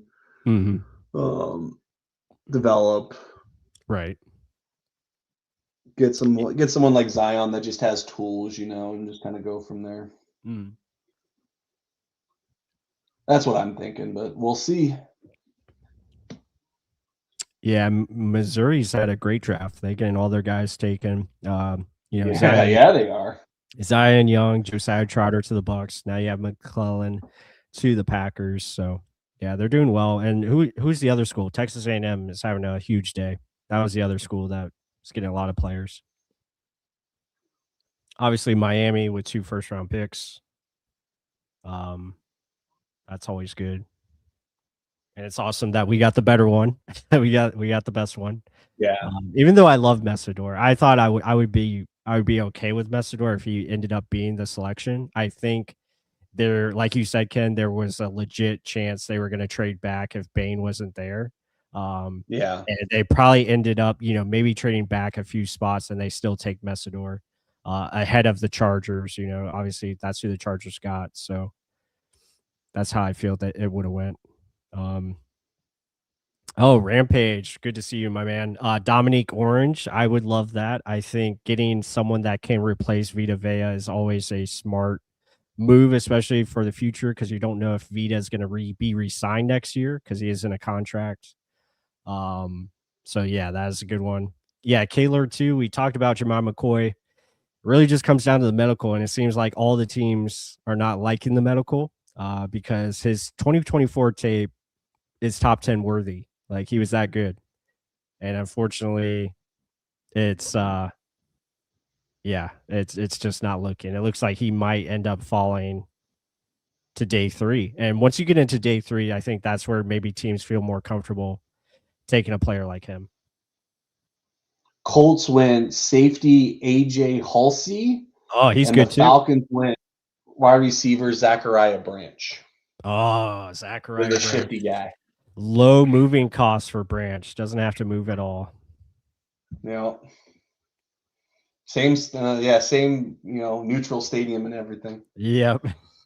That's a good player. Those are the kind of players I worry about, especially when it's the Bucs defense going against. I just don't like the shifty players because I know there's a lot of them out there that give us fits.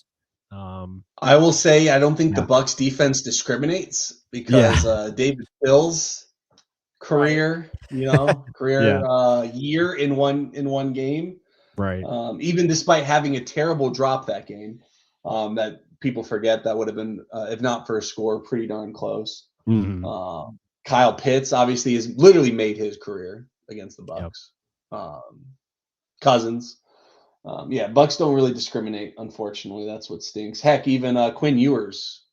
God, what a memory I wish didn't exist in my brain.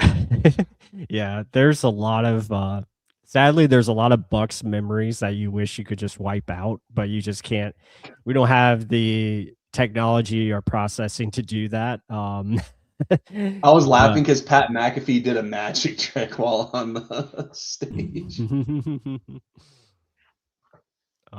But yeah, Falcons go receiver. Okay. Yeah. I mean, we did say they needed a receiver, so that, the thing with Branch, he just didn't really go down the field. They used him so much underneath as a screen option. So it'll be interesting to see what his route tree is going to look like at the next level and what can he really do. I don't know if he's running down the field that often. I feel like he'd be great in the slot. Yeah. But we know that's London. Yeah, true. And they don't have what's his face point anymore.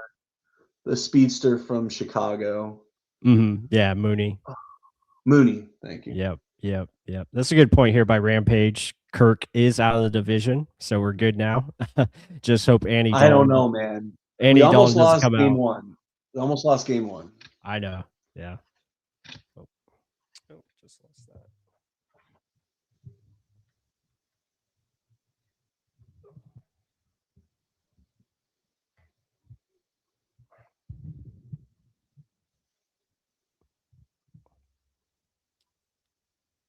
I'll be back in 2 seconds. All right, no worries. Take your time. So we're almost up to the Buccaneers pick here. We got about 4 more selections to go, and then the Bucs will be back up. But I do like the trade down. What do you guys think of the draft so far? Let us know in the comments. Be sure to hit that like button, and if you want to leave a comment, after the stream is over, we appreciate that as well. That's a funny comment, Carolyn. I mean, when you got to go, you got to go.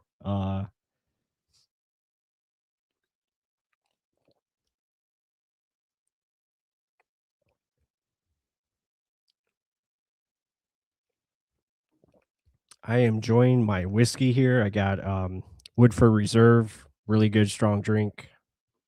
Not too strong, but it's just relaxing. You can just sip on it. Got my master's cup here. Yep, really good. You hate the trade down? Unless we get McCoy. I think he'll probably be there. I wouldn't be surprised. I agree, Rampage. I mean, who would have thought we would get Ruben Bain Jr. at 15th overall? And I think Josiah Trotter has plenty of upside to help and start. I think he can start right away. I really do. I think he can be improved with NFL coaching, get in here and learn and be good. Front seven should be improved. Yes, I am on the peninsula is what we're calling it. We're calling it the secret peninsula. We don't really call it an island anymore because of the whole, outside noise with private islands. We can't really say that anymore because of what's the old guy, Epstein. So we don't talk about that, but we'll call it a peninsula. Secret peninsula. But yeah, it's a lot of fun.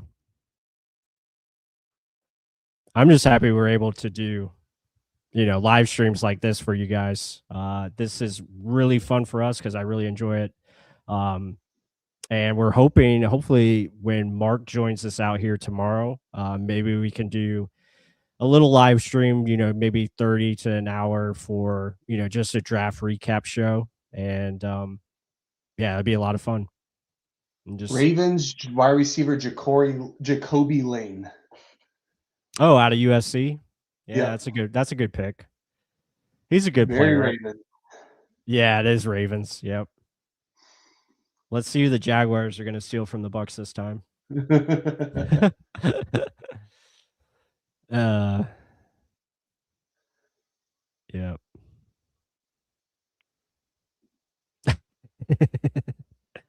Oh my God. Krillin is the man. Cracks me up every time in this chat. Yeah.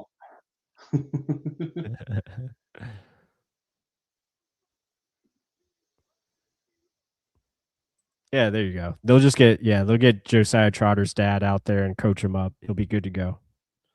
Yeah. I forgot that he played for the Bucs until I saw something on Twitter when I Are you talking about Trotter Sr.? Yeah. That's right. He did for a little bit, right? I don't even Yeah, it was one season, I believe. Yeah. And he only got in maybe one game, I think it was. It was Yeah. like towards the end of the season. Yeah. Yeah, he's one of those old school players.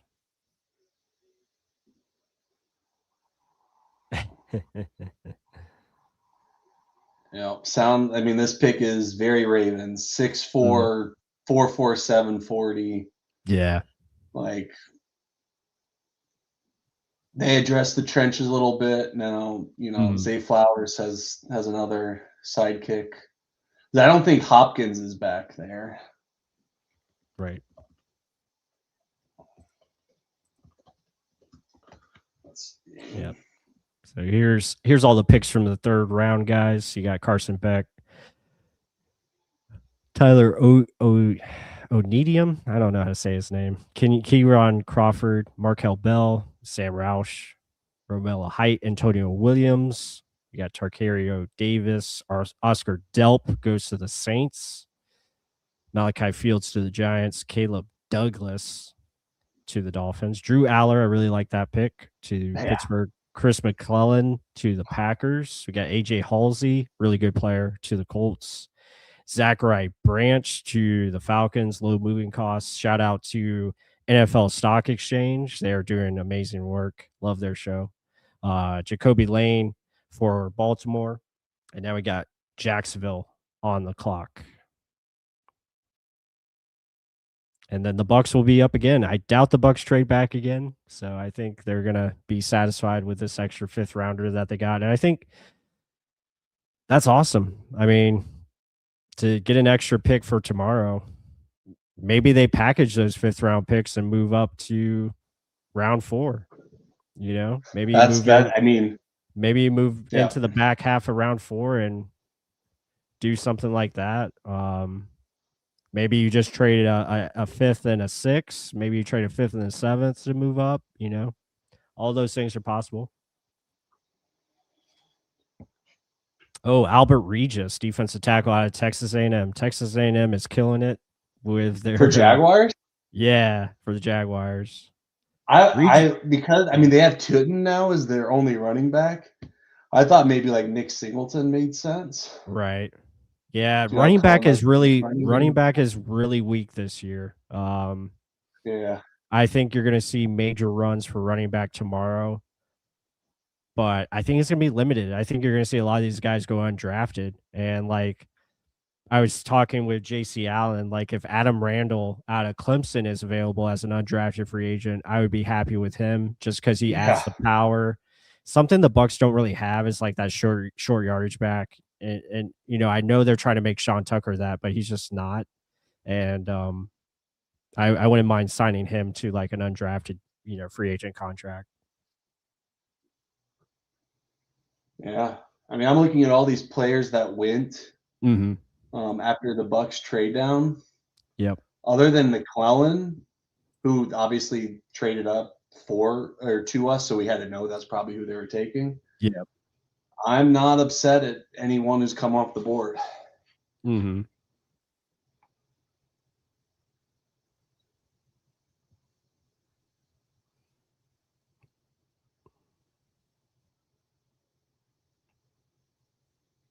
Yeah, I agree. I think all these are good suggestions in the chat here. A lot of people want Jamal McCoy, which I would be fine with. I think interior offensive line, like we mentioned, Ken Dunker just has like a Buccaneers type of name. And you also have, yeah. And also like the defensive line, like Caleb Proctor, I think would be really cool as well. So.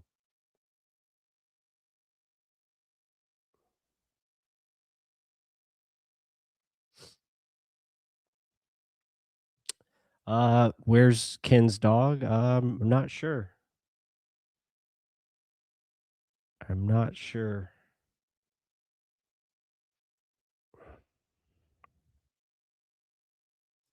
But yeah, we're almost up to the Buccaneers selection. If you're just joining us, the Buccaneers so far have got Ruben Bain Jr., which if you tune into earlier in the show, we did a nice little film study of Ruben Bain, but we're probably going to do an exclusive, more in-depth film study of his game that will come out later in the week. That'll be on our Substack and also our YouTube as well. And then they got Josiah Trotter so far tonight. They traded down from 77, picked up the 84 overall pick, and then they got an extra 5th round pick. So they got the 4th rounder, 116, and then they have 2 5th round picks, 153 and 160. So they'll be picking, 155 tomorrow and 160. So they got 5 picks in between one another in round 5, and then they'll have pick 195 and 229 to close it out. So tomorrow you got 5 picks. 4. So that's cool. 5, yeah, you're right. Yeah, 5, yeah. So that is cool. Then we're going to be adding 8 total players in this year's class. So we will take it. And then plus all the UDFAs that they're going to sign as well. Because I think there's going to be a good crop of UDFAs that make it. And, of course, the Lightning loss. So that is unfortunate. They lose in overtime. They have struggled historically in overtime in the playoffs for whatever reason. But Montreal takes the series lead. Lightning are going to have to find ways to win Game 4. It's another must-win situation. So hopefully they can get it going. But we're almost there to the Bucs pick. Vikings pick is in, and Panthers are right in front of us. That kind of scares me. And the Vikings go Dominique Orange, defensive tackle. Wow. So they got him and Caleb Banks. Those are 2 big boys in the middle of your defense. Yeah. Well, that was their biggest struggle, was stopping the run. Right. That had to, bring in a lot of bodies to the line of scrimmage. Well, especially now that Grenard's gone. I mean, beef up that middle. I imagine they're going to get at least one edge, if not two, with those third-round picks that they got from the Eagles. So, yeah, Dominique Orange, big guy. Again, not the most athletic type, not really a great lateral mover, but I mean, you can see he's got power to his game. Doesn't provide much as far as pass rush. Overall, good player though. I mean, he can really get after it in the run game. And I think he's more of your nose. Caleb Banks is more of like your 4-eye, 3-tech, 5-tech, and a 3-4. He's like a 3-4 classic end. If you put him in a 4-3, I think he could probably be your attacking defensive tackle type. Very similar to Chris Jones, in my opinion, if he can stay healthy on the field. That's the other question. But they've gone with like all like good floor players, but their first two picks, I think, are all upside with Jake Galladay, who I think has a lot of athletic traits, but he just needs to learn how to play the position. That's going to be important. Yeah, but having those two big boys in the middle, that helps. Makes your job a lot easier as a linebacker. Oh, yeah, for sure. And I think that's why I feel this could be defensive line for the Bucs, because just to your point there, if you add more defensive linemen, it makes the job much easier for Josiah Trotter to navigate and make plays. So hopefully we'll see. I'm trying to see if there's Panthers have already made their picks. So Bucs are on the clock. Yeah. Yep. See who the Panthers go with. Jake Delhomme. Oh, yeah. Okay, Chris Braswell. All right. God, he just hit it with the reigning. Jake Delhomme went with your reigning NFC South champions. Oh, man. Chris Braswell, interesting. 6'5" receiver, a lot of speed. He will be an interesting duo with already another big receiver in who's the guy? Tedero McMillan on the other side. Yeah. So oh, that's pretty cool, Steven. You got a Mecca Buka jersey. That's a good one to get. I mean, he's going to be around for a while. So I trust light with receivers. Yeah. No, I don't have a Buka jersey. I did get a Levante David jersey last year, which I'm really happy about. I got the white creamsicle Levante David. So I'm happy I was able to score that one. I do have a Mike Evans creamsicle jersey as well. And that's pretty much it for jerseys. I'm not really a big jersey guy. I do have a Vita Vea creamsicle. But yeah, I kind of like my old school jerseys that I've had when I was growing up. So I still have my Simeon Rice. I had my Simeon Rice jersey on last night, and it was fitting because we got a great pass rusher, in my opinion. So Bucs pick is in. Yeah. No trades. All right, here we go. And it's on a commercial, which is great. Typical Bucs thing. Yeah, the Shane Falco one is a popular one. I do like that one. I love Shane Falco. I wish they would make that movie again. Or make it I wish they would make it into a series. Like, I would watch that constantly. I love I don't know if you've seen the series of Chad Powers.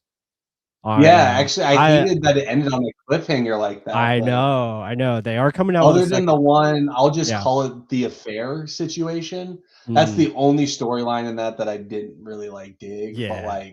But everything else, it did its job. It did everything that you kind of wanted a show like that to be. Yeah. Like, that's how I kind of if they made a series on the replacements, I would enjoy that so much. But yeah, good stuff. Can't wait for Ted Lasso season 4. It's gonna be great. Oh yeah, it's gonna be good. Don't even get me started, man. I need more Ted Lasso. Yeah, such a great show.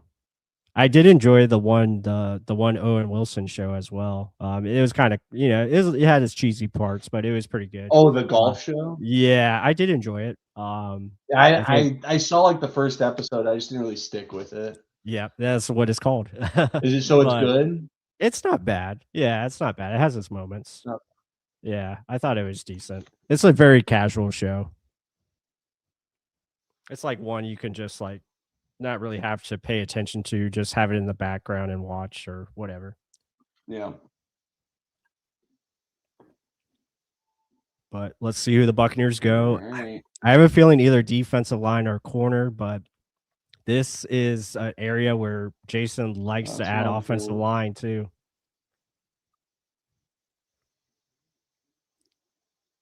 But don't say who it is, kid. I just want to see. Just show like a reaction. And then I just want to see what it is live. Hopefully, Mark doesn't spoil it for me. People in chat, don't spoil it. Don't do it. It's coming. Just don't look at the chat right now, Yeah. Fletch. Just don't look at the chat. All right, I'm not looking at the chat. Oh, on Twitter, you mean? Yeah, or I mean, just like don't look at the chat even Oh, here, okay. so the chat doesn't spoil it for you. Oh, okay. Yeah, I'm just gonna focus on the TV, guys. But there's a lot of good players on the board still. Let's see who do they have ranked the highest. That's gonna be the intriguing part, and knowing that they traded down for this pick.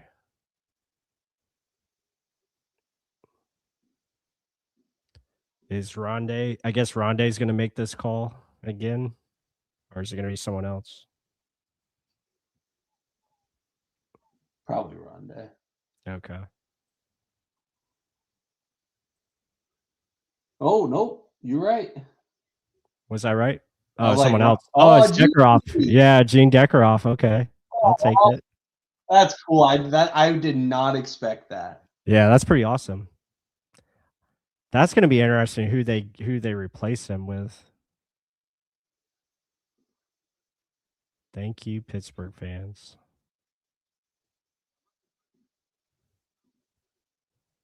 Oh, that's pretty cool.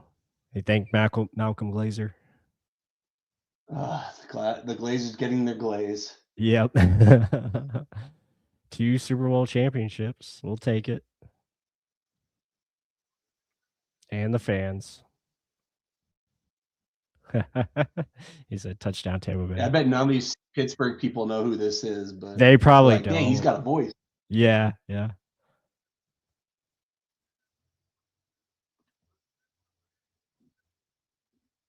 Georgia State, Ted Hurst. All right, I'll take it. I love it. Upside pick, size receiver, X receiver. This guy can play. 4.4 speed. Yeah. I like it. I like it a lot. Yeah. This is a perfect receiver to have as your number 4. Tez Johnson can be your gadget type player. I love it. Red zone target. Yeah, he's got some good speed, that's for sure. Yeah. Small school kid, but I love the upside. Again, doesn't have to produce right away. But yeah, I agree. That's your X receiver of the future. Ooh, good adjustment there on the ESPN highlight that they're showing. Yep. We'll do our best. Yeah, you did. Casual viewer. Yeah, you have to find that Georgia State film. Have fun with that. Know, right? Yeah, I'm going to have to do my best to find that. But yeah, I love it. And again, this is what the trade down allows you to do. It gives you more opportunity to take, chances. But yeah, awesome stuff. Guys, I really want to shout out the chat, everyone that joined us yesterday and today.